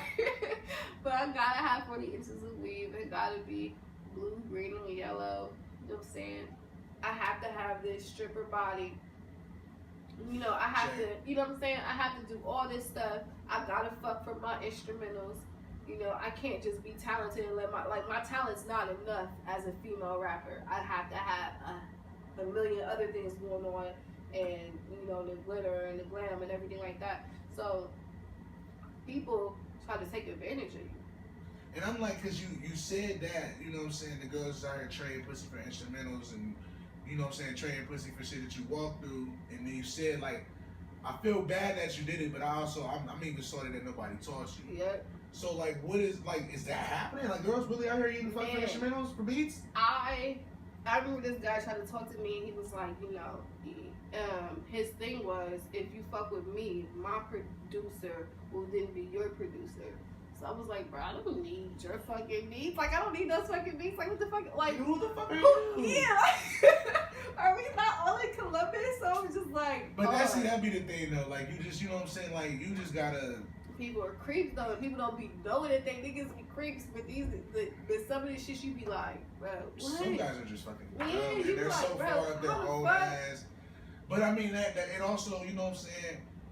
Honestly, you feel me? Like, it's hard to say this, and it's gonna be like a dick move to say this, but like, it's almost the same shit as like when a white person say some like slick racist shit to you that they like, maybe they knew it was racist, maybe they didn't. You almost gotta be at a point like, bro, that is your problem to have to deal with. Yeah. Like, you're that type of person. That's unfortunate that you have to be that type of person. Yeah. So like when they're coming at you on that shit, that's just because, you feel me, unfortunately, there are a lot of women out here that are really not about, because you gotta think, like, that's something like, they might be using sex in that position, but motherfuckers hit niggas for dumb schemes on money moves for music all the time, because not everybody's really about this shit. It's easy for a nigga to be like, oh yeah, I wanna rap, bro, how much is this to be at the studio? And that shit happens on Love and Hip Hop all the fucking time. Like, them bitches don't never put out no motherfucking music, but they in these situations with these men who, you know what I'm saying, because they are, the music industry is so male dominated, you feel like this man has the upper hand over you because he can put together an instrumental, or because he knows somebody that, you know, you may be a fan of. So they use this power against you, and you not really, and you play into it thinking that you want, that it's going to benefit you in some way, but you don't really have to do that. And like how you touched on earlier, how like I always give off this homie vibe, and it's like, all my entire life, I felt like I used to be around these men that I would see these girls like get all dolled up and shit to be around, and I'm like, damn, I'm not doing nothing to be around these niggas, and we're closer than y'all are. You know what I'm saying? Because it's like, you don't have to be this extra, but at the same time, I look at it like, well, maybe you don't know you have to be that extra. Maybe no one told you just leading with your personality or just being who you are was enough. You know what I'm saying? Like that, like it's literally just enough. So I can't blame you, but at the same time, I ain't got time to teach you. You just gonna have to catch up. But at the same time, you feel me? Like, a sucker is born every day. Like, and that's just like, I mean, yes, as a woman, it's unfortunate that in the music industry, as a woman, you have now another piece that's on the chessboard that you gotta dodge. But the music industry is all about chicken motherfuckers. Like I was saying, like, you feel me? Like, it's motherfuckers out here, and it's about if you really about this shit, and if you really about this shit, that shit's not gonna fly with you, because you know what I'm saying, you really about this shit. And it's just like, even as a woman, you feel me? I'm sure that, like, you might have just met a nigga and he might have said some shit, and then he just asked you to sit in the news or something. You're like, oh, you think I'm one of these type of females? That's how I'm no, like, damn. I call them the bottle and blunts niggas, because that's always their favorite line. He's like, hey, you wanna come drink with me? I got a bottle. Or they're like, hey, you smoke? Like, nah, bro, I don't do neither. Shut the fuck up. Yeah, exactly. Like, you gonna have to come at me differently. Yeah. Exactly. Like, nah, bro. Yeah, and like, bottle and blunt me. And you right there, like, you're already separating yourself from that, but you can't. I don't want to say you can't be mad at the. You can be glad when you automatically meet the new dudes that's like that start off at that. Yeah. But that's what most, you know what I'm saying? My older male friends tell me I can't be mad at them because I'm the first person to stop them. Everybody else went for it and they did. You know what I'm saying? So it's like, you can't be mad at him for coming at you like that because he just shot his shot at 40 different people.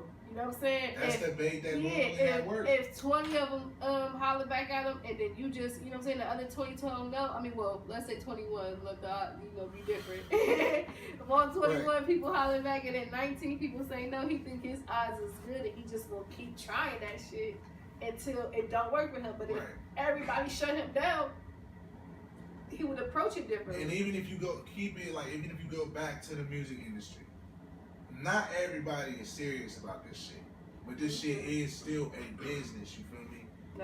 So a lot of motherfuckers, like, you know what I'm saying, if you making beats, or if you rap, but you make some record, if the nigga just come out of nowhere or something like that, and is just inquiring about oh yeah, can I get some beats, or can I make some, without anything as far as a resume of, like, you know what I'm saying, a prior relationship where they already fuck with you, like, oh no, this is Liyma, like, Liyma not about to go for none of this shit, be trying to fucking get something for a fucking beat, like, you know what I'm saying, she's not about, you know what I'm saying, like, so obviously whoever is coming at you with this type of shit doesn't know you like that. So when they coming at you with this type of shit, don't really put it against yourself, be like, bro, that's just literally what that's one of the, instead of it being getting waxed for some bread or something, like, just like if a nigga like, well, it's gonna be XYZ for that's the why I said I'd rather pay you Yeah. I'd rather pay you because you're not gonna Weinstein, my nigga. Yeah. I'd rather pay you. Online. Yeah, so let me know what your price is, and we can handle that.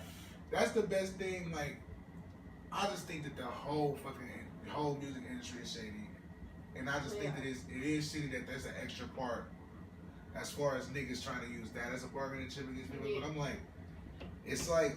So it happens. I don't want people to think that it's just like something that happens in Hollywood. This shit happens locally. Like your you know what I'm saying? Your neighborhood artists are literally living hip hop lifestyles at minimum wage. Like, but see that's another part of being really about this. Like you said, I'm really about this shit. I'm really an artist, but before really being an artist, I'm really a lady. You feel me? Like, you know what I'm saying? So rather cash out for the shit. These other females out here that's, you know what I'm saying, selling weed one day, they're the stripper the next day, they want to be a rapper the next day, you feel me? Yeah, a producer's going to take that bitch for everything she's got. She's going to be done rapping in 3 weeks.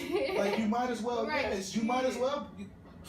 So, but if you don't know that, oh no, this is someone who actually is not only an actual artist, but they're actually someone of talent that I really could collaborate with, you feel me? Like, yeah, fuck that guy, because you shouldn't really be trying to do that shit. Like, come on, bro. But at the same time, it's like, bro, I know perfectly good people who still will scheme a nigga they don't know. Yeah. Perfectly great people. Because people, you miss 100% of the shots you never take. Girl.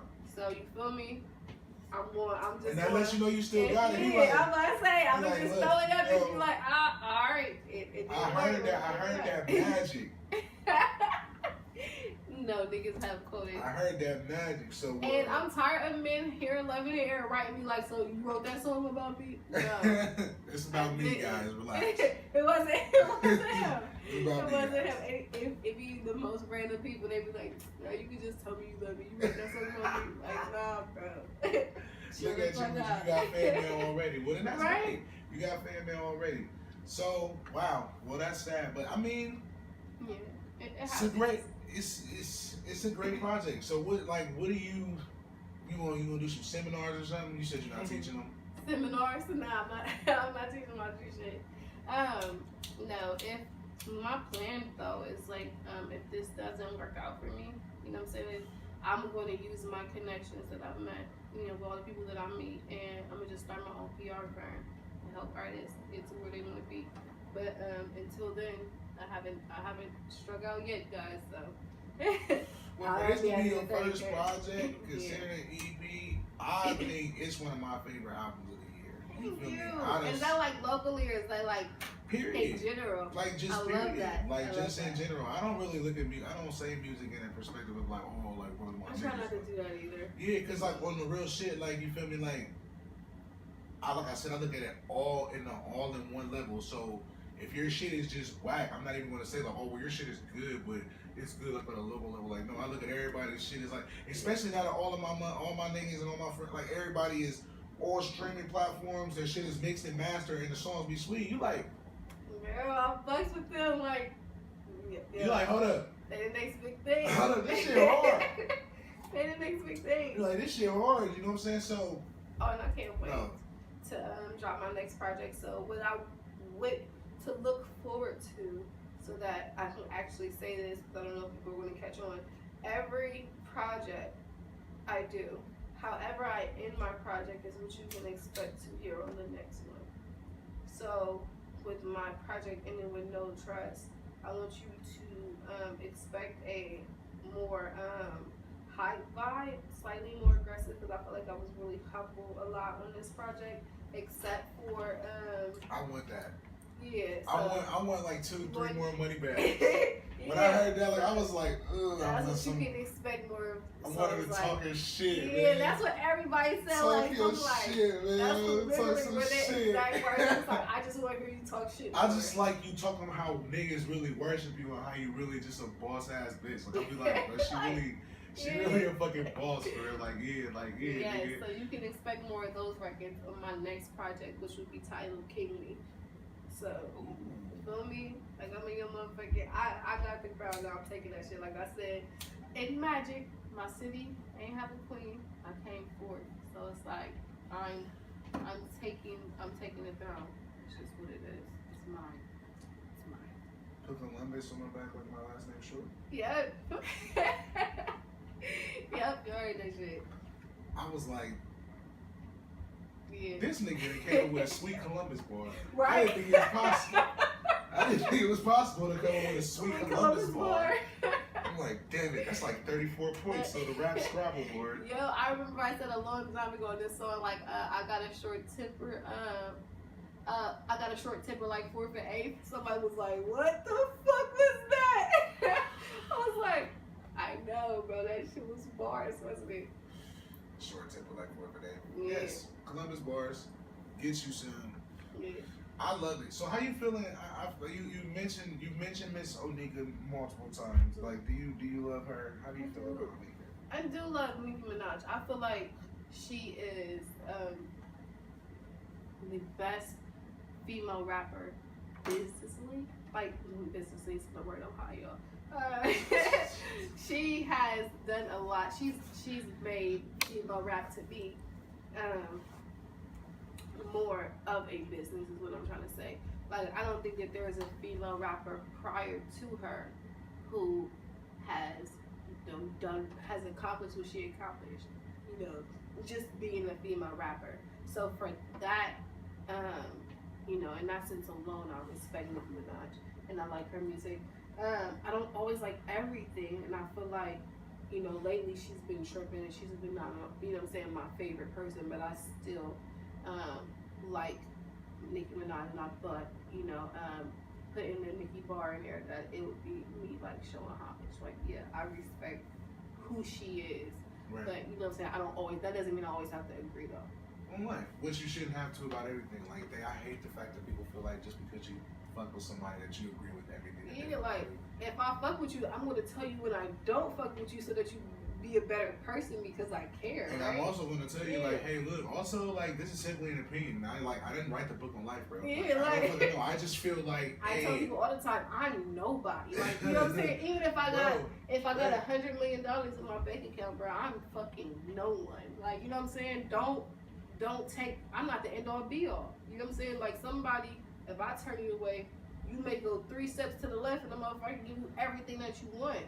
Why the fuck would you just, you know, kill yourself with after I tell you to just, I don't like definitely shit. Somebody. Yeah. We feel where you coming from. We feel your Thank point. You. Thank Words you. are powerful. I try to be humble. Yes. But now I feel you. So how did you feel about her last project? I really love Hard White and Barbie Dreams. I think once I heard Barbie Dreams, I was like, Ganja burn, ganja burn. I did not like that. How do you feel about it? how did you? I mean, I feel like that was my first Nicki Minaj album that I listened to all the way through. Really? Yeah, that was because I mean, I listened to it for my podcast, which really pissed me off because we never even talked about it on my podcast. I really listened to it. Like, I'm not red lights. I'm not red lights. Like, every time I hear I think about it. I'm like, it's for my podcast. You're driving. Oh, I swear. This is just for my. It's just for my podcast. Right, for research. It's for research. Alright. But nah, they like nobody cares. Nobody cares. Man. Nobody cares. Right, but nah, I mean, I for real, I mean, I fuck with. I think that she had a lot of different vibes on it. You know what I'm saying? Like, I mean, I'm just it's so many different things coming in there with like the girls are saying they do write their own shit, and then like people are like, fuck that, she doesn't write her own fucking shit. I really don't think it should matter. When people have these conversations, I be like, bro, do y'all understand y'all taking money out the writer's mouth? There's actually people out in this world who don't want to be famous, but they just solely enjoy writing music. Why the fuck y'all trying to stop their hustle? Like, oh no, I'm not trying to stop their hustle. I fuck with their hustle and I love when they can get their money, but it's just like, hey, give me a disclaimer when you ain't write this shit. I mean, Cardi B don't write most of her. Oh well, no, I know that.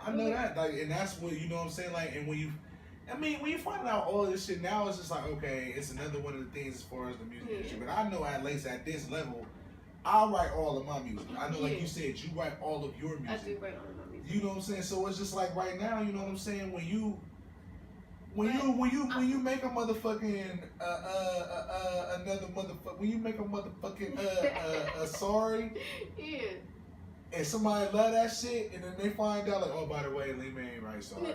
I got another song that's like sorry on my next project called Fool for Love. That I think that if you love sorry, like you're gonna be like, if you thought you was crying and you didn't cry on sorry, you're definitely gonna be crying. Well, I just hope that I find out that she wrote it. Yeah, and it wasn't written like Santa Claus or some shit. You feel me? By Santa Claus, but I mean. Because I heard. I mean, Whitney Houston didn't write that. What was it? I can't think. Whitney of Houston's a singer. I just had this same conversation with this dude. People think that I'm like, music is music. People always, that's always everybody's combative thing. Well, rap is different. It's always been different. It was always about doing this. And I'm like, yeah, but what about evolution? And like, fuck evolution. Oh no, I'm all cool with it. I think that I walk this very, very fine line of like, bro, I'm cool with it.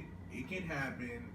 Just don't let me don't have me giving niggas credit for shit that they didn't write. You know what hurt me when I found out that they had a writer, Kanye West. I was like, I didn't even know he wrote.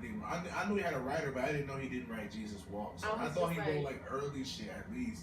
Some of it, you feel me? Because it's in the back of my head every time that I hear him rap. I'll be like, damn, I wonder if he wrote this shit. Bro, it hurts my pride as an artist when I hear you dropping bars. That's like, damn, why didn't I think of that? And I'm sitting here. 10 motherfuckers was in a room at a table. And not even like it's not even like 10 motherfuckers like was in a room. It's like, bro, you was like, oh, this is a sweet ass song. This is a sweet ass song. This is a sweet ass song. I'm about to be the best artist ever. And it's like, bro, and I'm listening to your shit like, bro, this kid's really talented. Like, bro, he's really a talented writer. And I'm like, because that's really all that rap is to me. Like. Niggas don't even really got echoes no more. You barely got ad-libs. And if you don't make your beats, bro, what are you here for? If you didn't fucking write that shit. Like, you feel me? Like, bro, like at least, like, you know what I'm saying? Like, bro, like, I'm like, I gotta at least give, like, even with Cardi B, like, okay, bro, so she's beautiful, and she's Latin, and she's got the lifestyle to match the bars, and she's got the accent. So, I think she writes some of her stuff, she just isn't, you know. It's not 100% Cardi. Yeah, I give them all credit. I fuck with all of it. I think it's all sweet. I just need that disclaimer. Like, if I was to find out Kendrick Lamar wasn't writing on his shit, yeah, I think that. Or you feel me? Or J. Cole or somebody like that. Break my heart. Like, if that shit just kind of come out, it ain't gonna break my heart. I'll feel better. I'll be like, yeah, I got these niggas. I got these niggas. Y'all ain't even writing on your shit. I'll be writing that nigga J. Cole letters like stands. Like, so you mean to tell me you walk around with these loose ass t-shirts and these sweatpants being fake? You not combing your hair for being fake? She said loose ass t-shirts and sweatpants. Sitting behind the like, bro, you riding bikes and shit. So fake beat. So when you said that there's beauty in the struggle and there's ugliness in success. You ain't mean that? You ain't mean that shit? Was that you or who was that? Who was that? I want that nigga, Jay. I'm like, I want that nigga. Send me that nigga's picture. What if the song they want the old Kanye is literally a letter written to Kanye West by a fan. That nigga was just reading. He rapped it. That is my favorite fucking little skit. Everything too. I'm like, somebody out there is the greatest fucking rapper ever. They like. He rapped my letter. I didn't even know it rhymed when I wrote it. Like that big. I want the old Kanye. The old go Kanye. Right. Like, oh wait, what? Like what? Wait, the bad news Kanye. You're always rude Kanye. Yeah, you had to give. Thank you, Liyma, for giving him the actual bars. I gave him Gerald's made up filler bars. You know what I'm saying? That's really. I love Kanye, but. Kanye definitely. It does. It's in the back of my head all the time. Like, even though Kanye's been acting like a fucking complete dickhead. You see him checking this nigga Drake about talking about his. I was like, yay, what the fuck is going on? He said, keep your baby mom name out your fucking mouth. Don't say that ride with this bitch's name.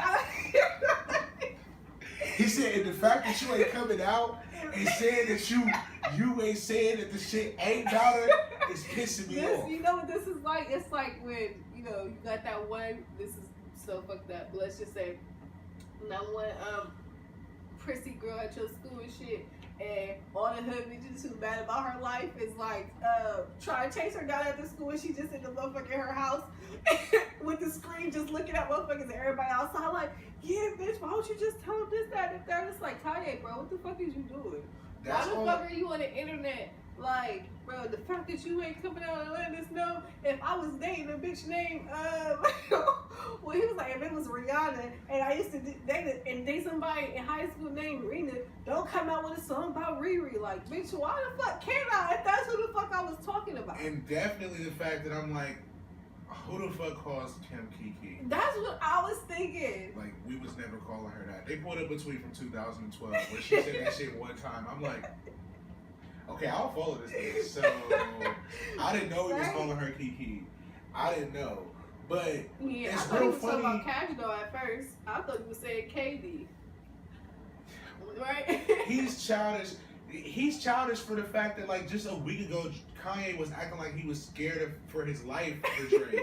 He was like, look, I'm not a gangster. I'm not a gangbanger. He writing these songs talking about, like, he got white vans posted outside of my house. I don't do that. I got a family. And now he's in fucking Chicago or where. I'm like, why the fuck is Kanye just walking on the street? It was my whole thing. I was like, Hold on, let me let the train go by. Like, bro, so Kanye's just out walking in the streets by Ain't that a himself. shame that nobody cared that Kanye West outside? like, you nobody- know somebody noticed that head. Exactly. I'm like, bruh. Everybody's talking about what he's saying. I'm like, bro, why is Kanye walking? Like I noticed what I'm somebody on concerned that about, Instagram like, live yeah. recognizes that train. Like, bro, bro, somebody was why on is that he train. in the neighborhood? Like, Nobody jumped out of that train. like, bro, what the fuck was going on? And if somebody was there with him, why didn't nobody pull his phone? Like, bro, Kanye, this. They need to just disconnect the internet from my niggas. Like, he don't need to have it. She said he don't need to have He it. don't. Like, they need to just monitor that shit like I do with my daughter. Like, you get an hour of Instagram. You get an hour of my You know streaming. Kanye got the little kid mad face too, so he gonna be like, What? He's like, he's just been going fucking nuts. Ever since he came out the hospital or he moved to Calabasas, I don't know what the fuck. he keeps saying that he was under medication and on pills. And I shit think like he's that. used that as an excuse. Girl, I'm like, bro, nobody gonna keep saying it like that. Hey, I was under medication and I was on pills. I'm like, bro, Like, you don't fucking stop. About The that first fucking two medication. times, alright. That was like, nigga, you still taking them? Right, it's like this. somebody told. It's like when somebody tell you that they think you bipolar. Now you just took that shit as a diagnosis of your I bipolar. heard women do that a lot. Girls do all types of shit. They take all types of shit because women, contrary to popular belief, bro, women really listen to what you fucking say, bro. Duh. They know, bro. Like the fucked up part is like, no, girls don't do what you say. And they don't listen in the moment, but they remember shit I that you heard say. you. That's what I'm like, I heard you. They listen to shit that you say, they remember that shit. Yeah, But it's like, bro, like, it's so fucked up because, like, they'll just take shit that you say and then just be like, yep, that's me. That's a character trait. That's it. You're right. That's it. That's me now. You got it. And you said it, so you know it now. You're right. You said it. I don't have to tell you. Yeah, I don't have to tell you when I do this because you told me. You're like, you're selfish. You know I'm selfish. Still decided to fuck with me. I was waiting. Told you I was selfish. You told me I'm selfish. I said I know I'm selfish. I said I could be selfish. So when I do selfish shit, but you already knew. I tell people that shit all the time, especially when they try to talk to me about their relationships. I'm like, bruh, like we went through this a month ago. Like, why the fuck are you still calling about the same shit? Dude, start listening to girls too, cause that's another thing. They tell you shit. They'll fucking tell you that shit. I've talked my friends out of getting lots of crazy box, and the ones who have taken the box have gotten into crazy shit, who have came back and been like, I should have fucking listened to you. Like, we be knowing. Nah, we shouldn't have listened to you. Because the twat is always worth. It's always worth. Like, girl, like, No, that's not always worth. Yeah, I was about to say, nah, It's bitch, not outside always you a worth. job doing jumping jacks in the fucking parking lot and shit. Come outside. And I told you the bitch was crazy. bruh, I wouldn't be out there. Oh my god, if she knows my name. Oh, bruh. I'm really just imagining that shit. Like, It'd be okay. It's okay if you work on crazy like a shit. high floor, but if you work on a 1 floor job and she when I out. say I've heard crazy stories, I'd be like, why? Why even keep dealing with that? She's not the only person who got a pussy. And that's the same way I feel about men. I'm like, bro, don't get stigmatized. It depends on how good it is, man. Like, don't get stigmatized because you could buy dicks in the store. Don't get stigmatized. Yeah, you could buy dicks in the store. I'm telling you. Nah, there's shelves of dicks you everywhere. can't get this. You can't get shelves of dicks everywhere. Don't let them do you dirty, sis. Supplies don't last. Let them do you dirty. Nope, don't let them do you dirty. No, it's not. That, I'm telling you. It's a difference between dickmatized and zigmatized. And you can't get stigmatized. Zig, not zig. It's That's stigmatized. funny. But so how do you feel? So how do you feel about Nikki's transition though? I think From with the craziness, you listen to her radio show? I tried to listen to it and I can't. I mean I love Nikki, but I can't take her voice right now. I don't know what's everything seems over the top, and I feel like Nikki's not giving me Nikki.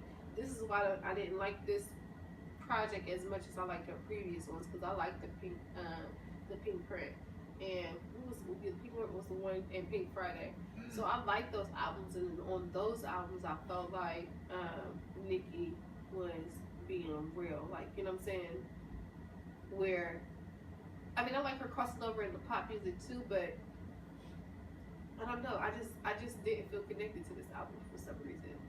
Like I have her previous ones, so it was all over the place. But the first 6 songs. Yeah, like it didn't make any sense to me. Like I expected more about Meek, you know what I'm saying, that whole situation, or maybe, you know, her situation with Nas, or maybe the reason why she hasn't dropped a project in, like, you know what I'm saying, 9 years. Like I wanted her to talk to me, and I didn't feel like I got that. I feel like I got a bunch of radio hits, which some are really good, but I got a bunch really of hits, like yeah, you know what I'm saying. But I feel like on every project, that's what she aimed for, was to make this good enough to make a video and, you know what I'm saying, be a single, be on the Billboard. So it's like, nah, it wasn't 100% real.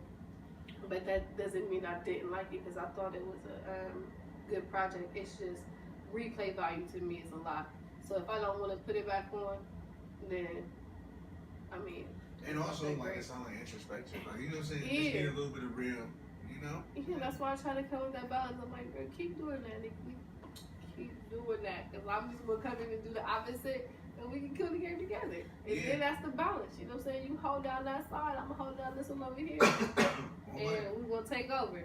So when do you think that we can expect this next project? I am aiming for January. January? Yep, I don't like putting dates on it though, so if it don't come out till March. Don't rush it. Yeah, I'm not. But I've been getting very, like, where I feel like I need to record, because I feel like I'm not doing enough.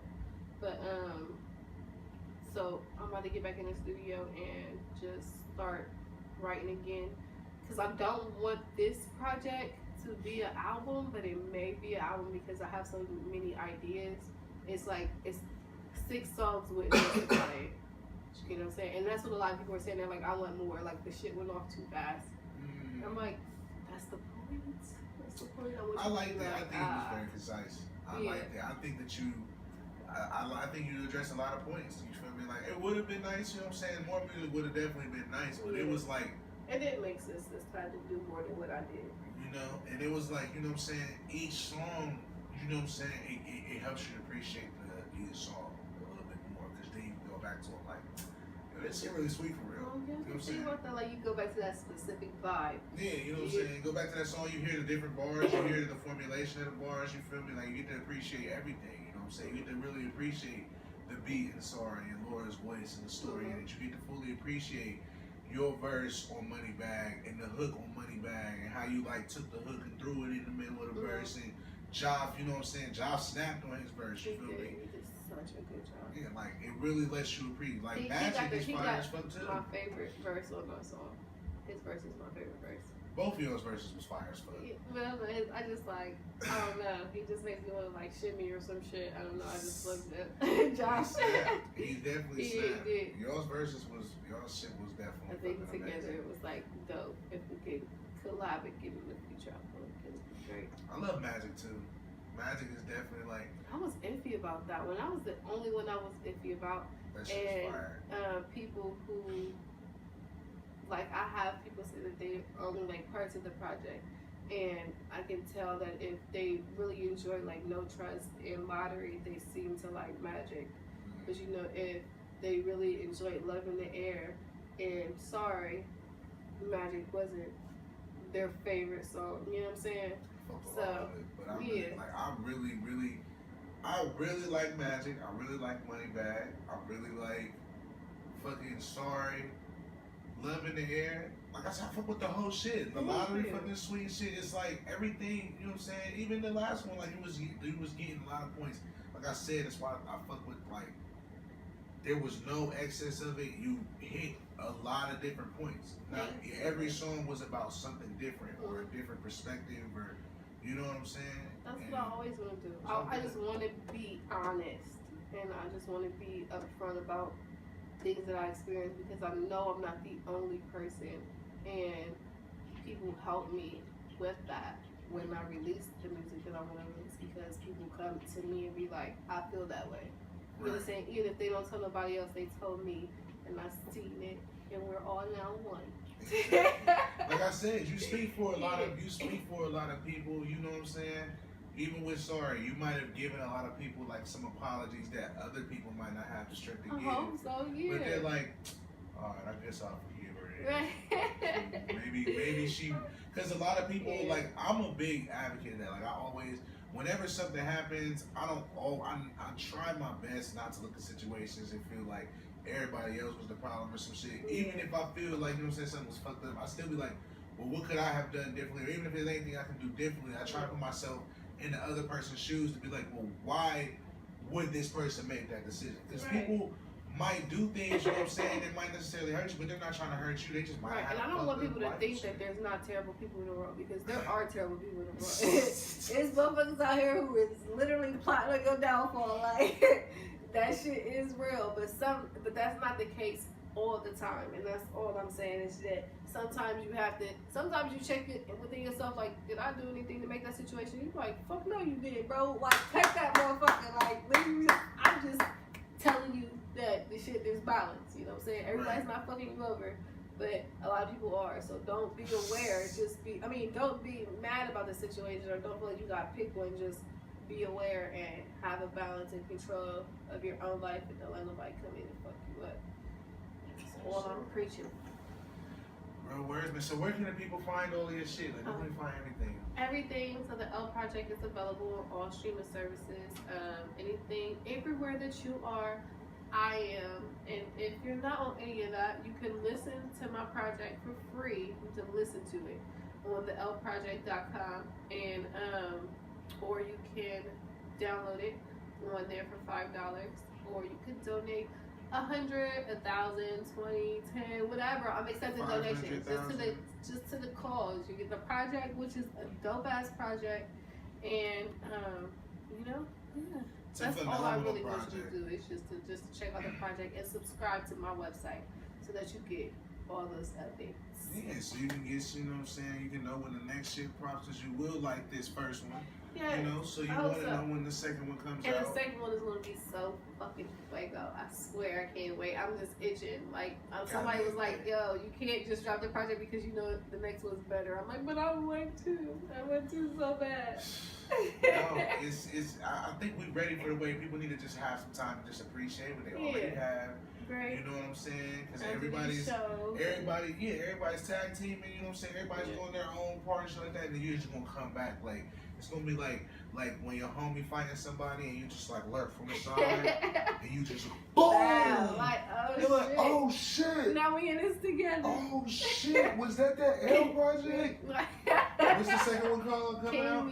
King Me. Oh yeah. King Me definitely sneaky. Yeah, you know, that's what I say. That's why I ended in that No Trust, like coming with bars. I got this kind of aggressiveness with it. Now you gonna feel it. You know, you won't feel it, but there'll still be a record like Sorry on there, where I'm still gonna be myself, but it's just gonna be where I am now, basically. I'm really bossed that situation because I'm not as depressed anymore. I'm not going through those situations, so I'm not gonna dwell on that. Y'all gonna evolve with me of this bitch, okay?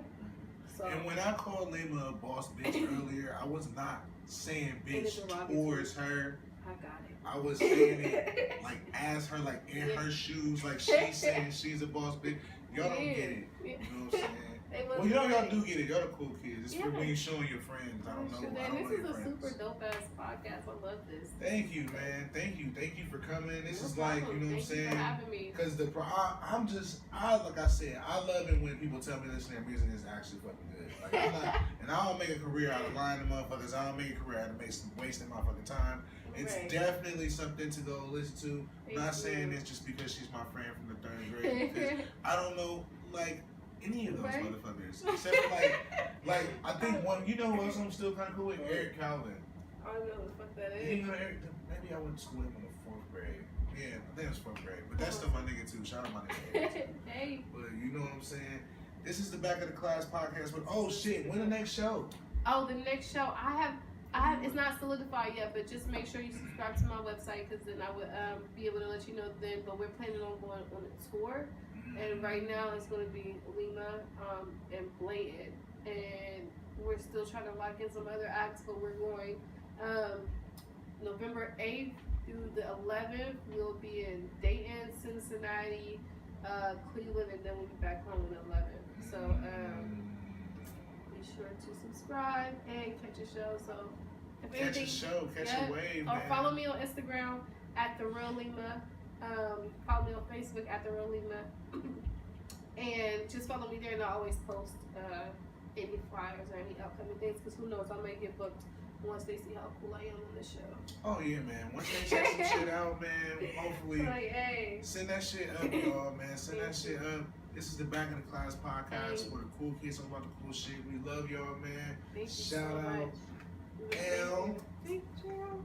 Appreciate you. Boom. We going. Yay.